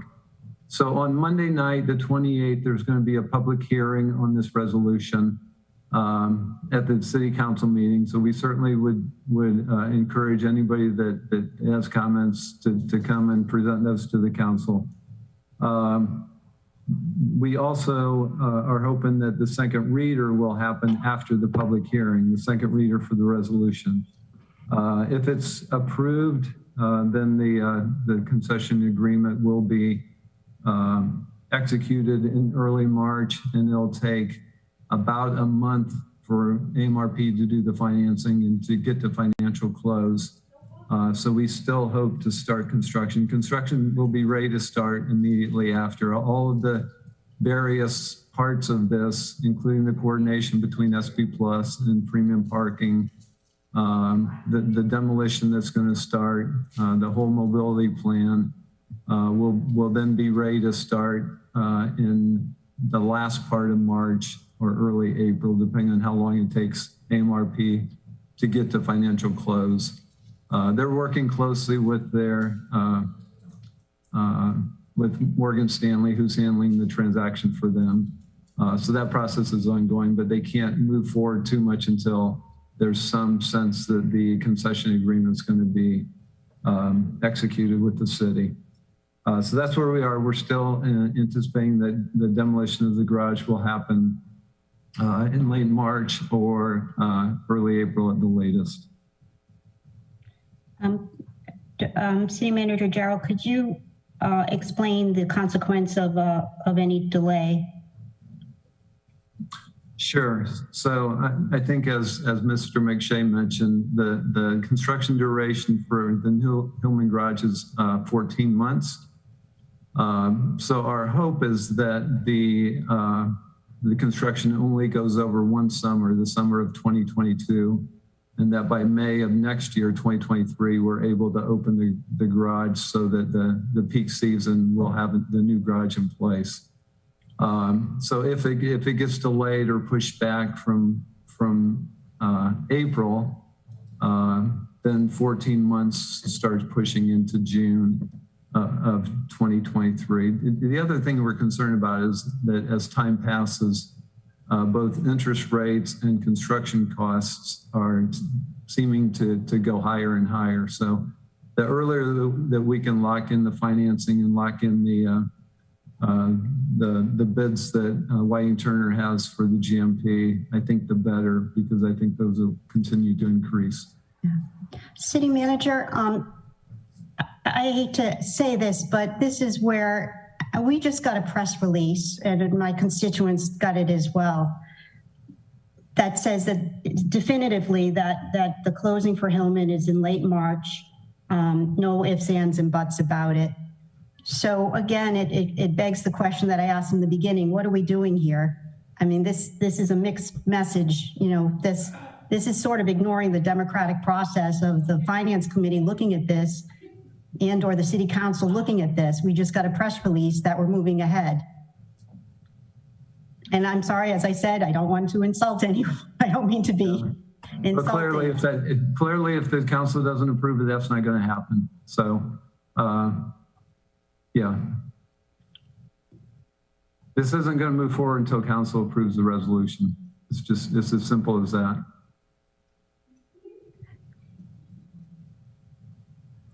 It's unfortunate that the press release has gone out to say something contrary to that. Yeah, it makes the city council look pretty, it makes us look pretty weak. Wasted our time. Yeah, we basically did. All right, I'm going to conclude the ID item.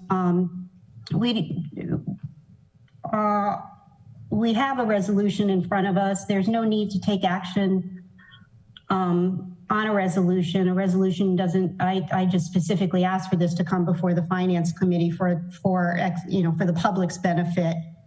I'll entertain a motion on the resolution if you would want to do that, Alderman Finlayson, or we just conclude the meeting. Well, I think our action has been negated by the press release that's just gone out. So no matter what, that announcement has been made. So I think the only thing we can do right now is to adjourn the meeting. I'll entertain a motion to adjourn. I'll move to adjourn. Karma may be muted here. I'm not sure she is back yet. Can I second that, Takia? To adjourn the quorum? Yes.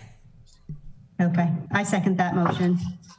Thank you. Thank you all, and go have lunch. All in favor, aye. Aye.